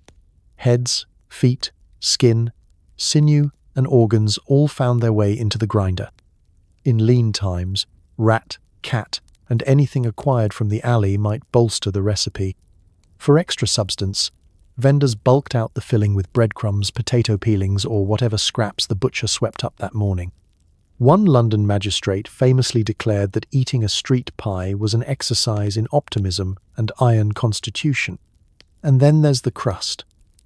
Flour's expensive and closely monitored by hungry authorities, so pie men often improved their dough with sawdust, chalk, or even ground bone. If your pie was extra crunchy, you might have found a little grit or a splinter from the bakery's workbench. A golden brown crust was achieved with a brush of egg when available, or, more commonly, a dab of lard mixed with brown dye. It gleamed invitingly under the gas lamps, lulling customers into a false sense of security. Of course, the art of the pie man wasn't just about cost-cutting, it was about staying ahead of suspicion. Pies were seasoned liberally with pepper, salt, and sometimes a squirt of dubious sauce to mask any inconsistencies in the filling. On especially bad days, vendors simply doubled down on gravy, letting the mysterious meat swim anonymously, safe from questioning eyes. Ask what's inside, and you'll get a wink, a shrug, and a gentle reminder not to worry so much. After all, The crust is the best part. Yet, for all the scandal, pie was beloved. It was hot, portable, and filling, a meal you could eat with one hand while clinging to your dignity with the other. The risk was part of the appeal. Everyone had their own theory about the best pie man in town, the stalls to avoid, and the day-old pies best left for the stray dogs. Children swapped horror stories about what was found in the filling: buttons, feathers, the occasional tooth. Rumours of food fraud weren't just urban legends. Periodic scandals broke out. Pigs' heads smuggled in from slaughterhouses, reports of tainted pies causing outbreaks of food poisoning, and exposés in the penny press revealing recipes best left unprinted. Yet, the pie men persisted. London's appetite for cheap, hot food outweighed concerns about provenance. If you survived lunch, you could count yourself among the lucky. You finish your pie, uncertain whether you've eaten beef, mystery animal, or the remnants of a carpenter's workshop.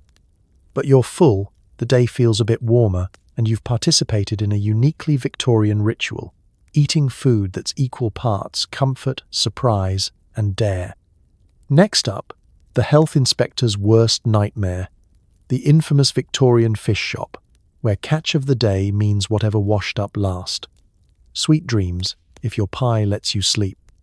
After a day spent eating your way through the Victorian snackscape, you begin to wonder, how did anyone survive? Maybe the human stomach is tougher than we think. Or maybe, after all this, you'll finally get some sleep if you don't start glowing in the dark. Let's take a moment to marvel at the ironclad resilience of the Victorian digestive tract, a feat of evolution, necessity, and sheer stubbornness. Each meal in 19th century England is a high-wire act without a safety net. Pies filled with mystery meat, bread laced with chalk and bone dust, candy that glows with the promise of heavy metals, and dairy products that are only fresh in the loosest sense of the word. You'd think mass extinction was inevitable. And yet, somehow, millions of Victorians soldiered on, day after questionable day. The secret? Adaptation and, frankly, a lack of options. If you grew up on a steady diet of borderline edible food, your body developed defenses.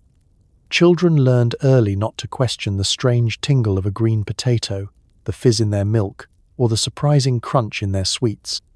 Each exposure was a lesson, and the kids who survived repeated doses of arsenic-laced candies or pickled pig's feet developed an enviable immunity or, at the very least, a philosophical resignation.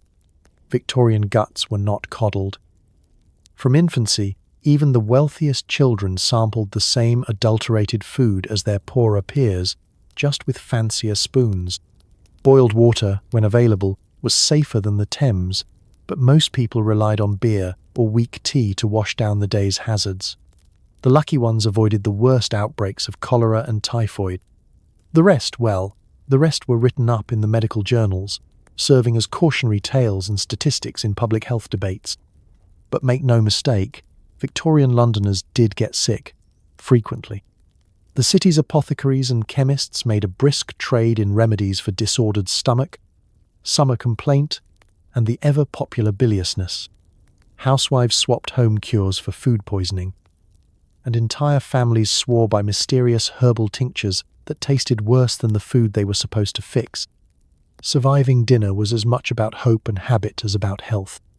Still, there's a perverse pride in this toughness.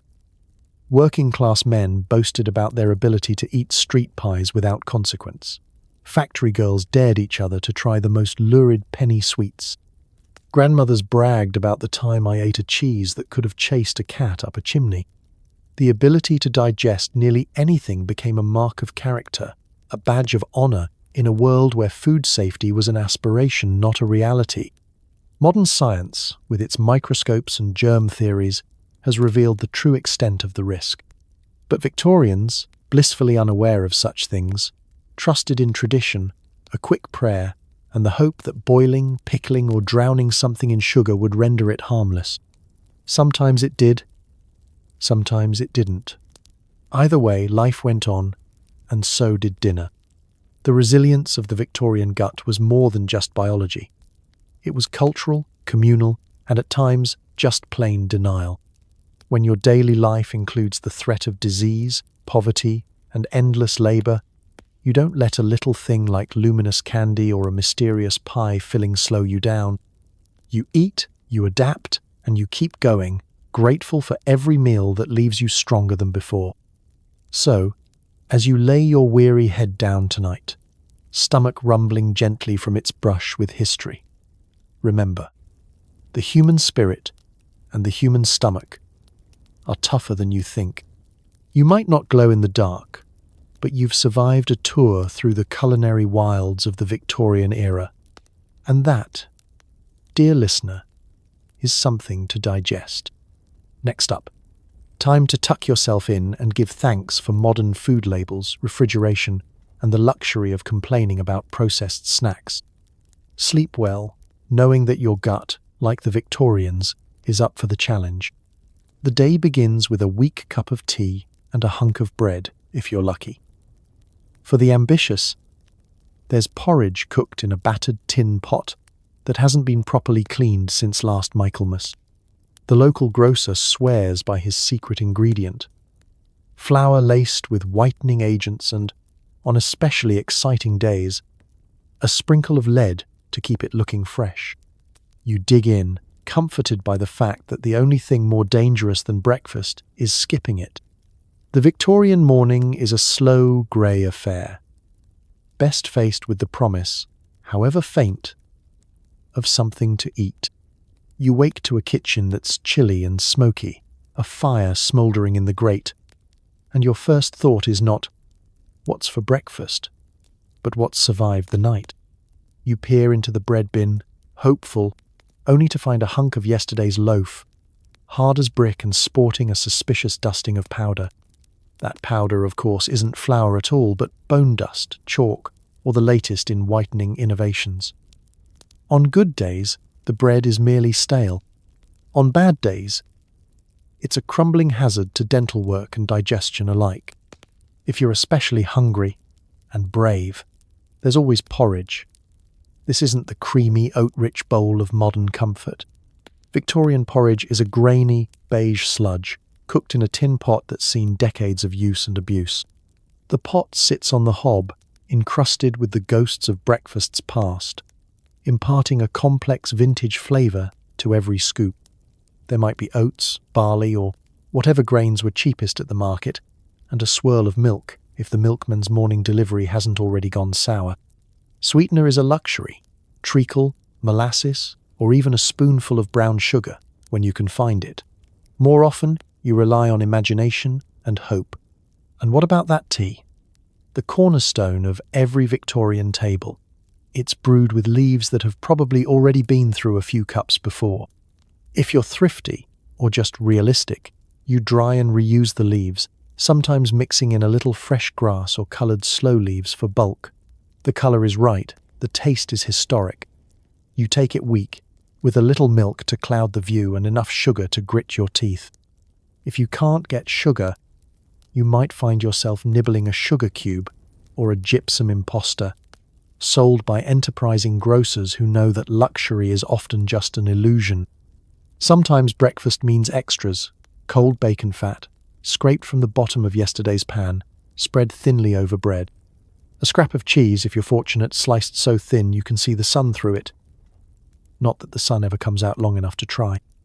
On very special days, you might have a boiled egg, pickled, rubbery, and dyed slightly blue by a mysterious brine. The dangers of breakfast aren't just in the ingredients, but in the cookware. Lead-glazed mugs, pewter spoons, tin plates that leach a little something extra into your meal with every scrape.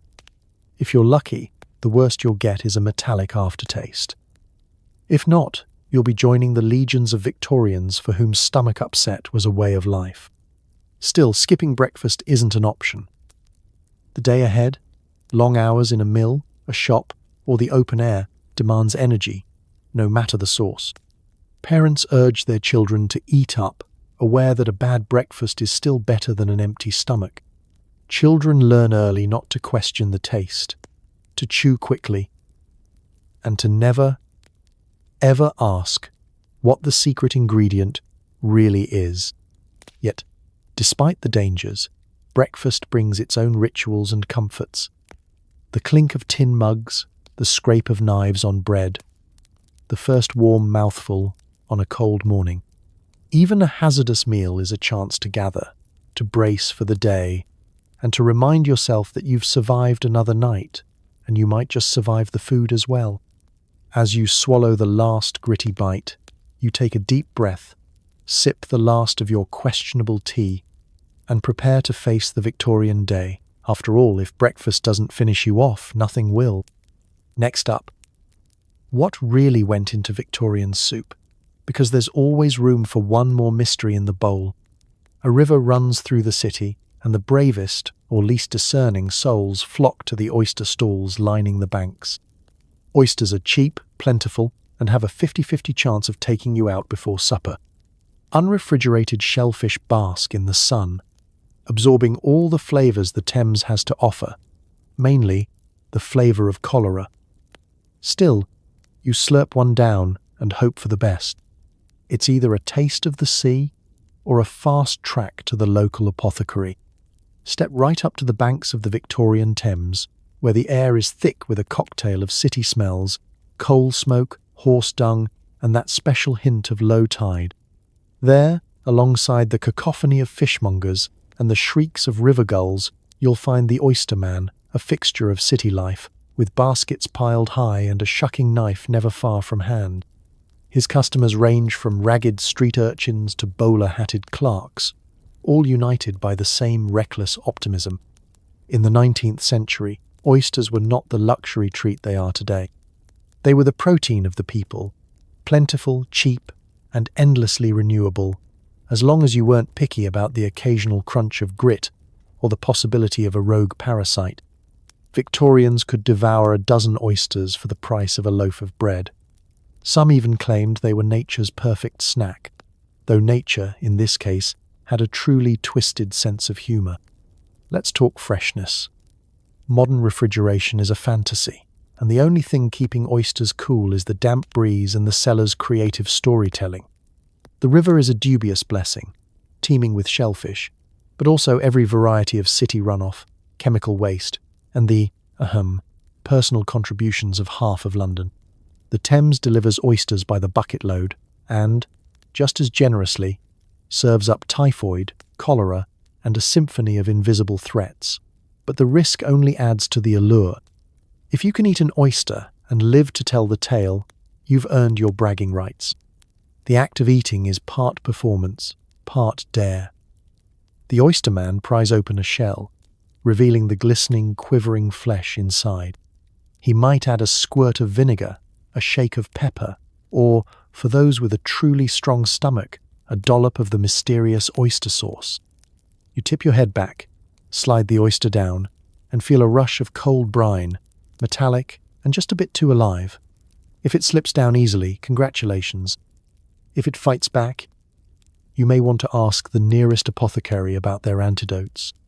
But oysters are only the beginning.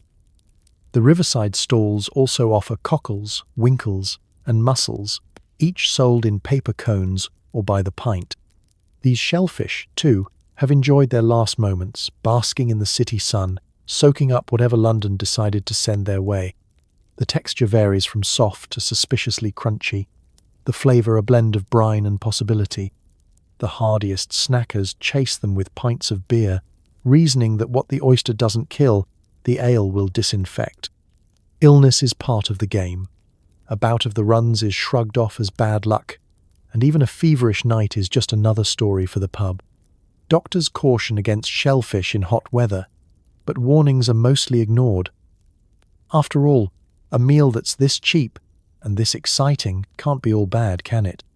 And yet, shellfish are loved. For the poor, they're a rare source of protein. For the daring, they're a test of courage. Victorians gather at riverside stalls, swapping stories, jokes, and remedies. Oysters mark birthdays, holidays, and stolen moments of pleasure on the riverbank. Even those who swear never again after a night of regret find themselves back in line the next week, coin in hand and hope in heart. You finish your oyster, wipe your mouth, and listen to the bustle of the city. Maybe you'll be lucky. Maybe not. Either way, you've tasted Victorian history, a bite at a time, always with a side of suspense. Next up, the final word on Victorian junk food and a gentle reminder to appreciate every modern, slightly boring snack you enjoy. Sweet dreams and mind the shell fragments. So here we are, having survived a full day snacking our way through the Victorian underbelly. Maybe your teeth are a little wobbly, your stomach is threatening to unionize, and you're questioning everything you ever thought you knew about candy. But you made it. And that, in the grand tradition of human stubbornness, is something worth celebrating. Take a moment, lying in your safe, clean bed, with your filtered water and your reassuringly non-toxic snacks. Maybe send a silent thank you to the generations before you. Those tough, reckless souls who looked at a green bonbon, a crusty pie, or a glass of fizzing milk and said, how bad could it be? These people survived by accident, luck, and digestive tracts forged in adversity. They're the reason we have food safety laws, ingredient labels, and the confidence to eat bread without first sniffing it suspiciously. Remember, history isn't just about kings, queens, or revolutions. It's also about ordinary people dodging food poisoning long enough to invent afternoon tea. If they could handle arsenic-laced sweets, you can probably handle a tough week at work. Life may still be absurd, but at least your ketchup isn't medicinal, and your snacks don't glow in the dark, unless you're eating them in front of the refrigerator at 2 a.m., in which case, more power to you. So tonight, as you drift into sleep, let the chaos of Victorian junk food fade away. Take comfort in your cozy sheets, your modern snacks, and the gentle knowledge that, whatever the day brings, at least you're not washing down chalky bread with formaldehyde milk. You've earned your rest. Good night.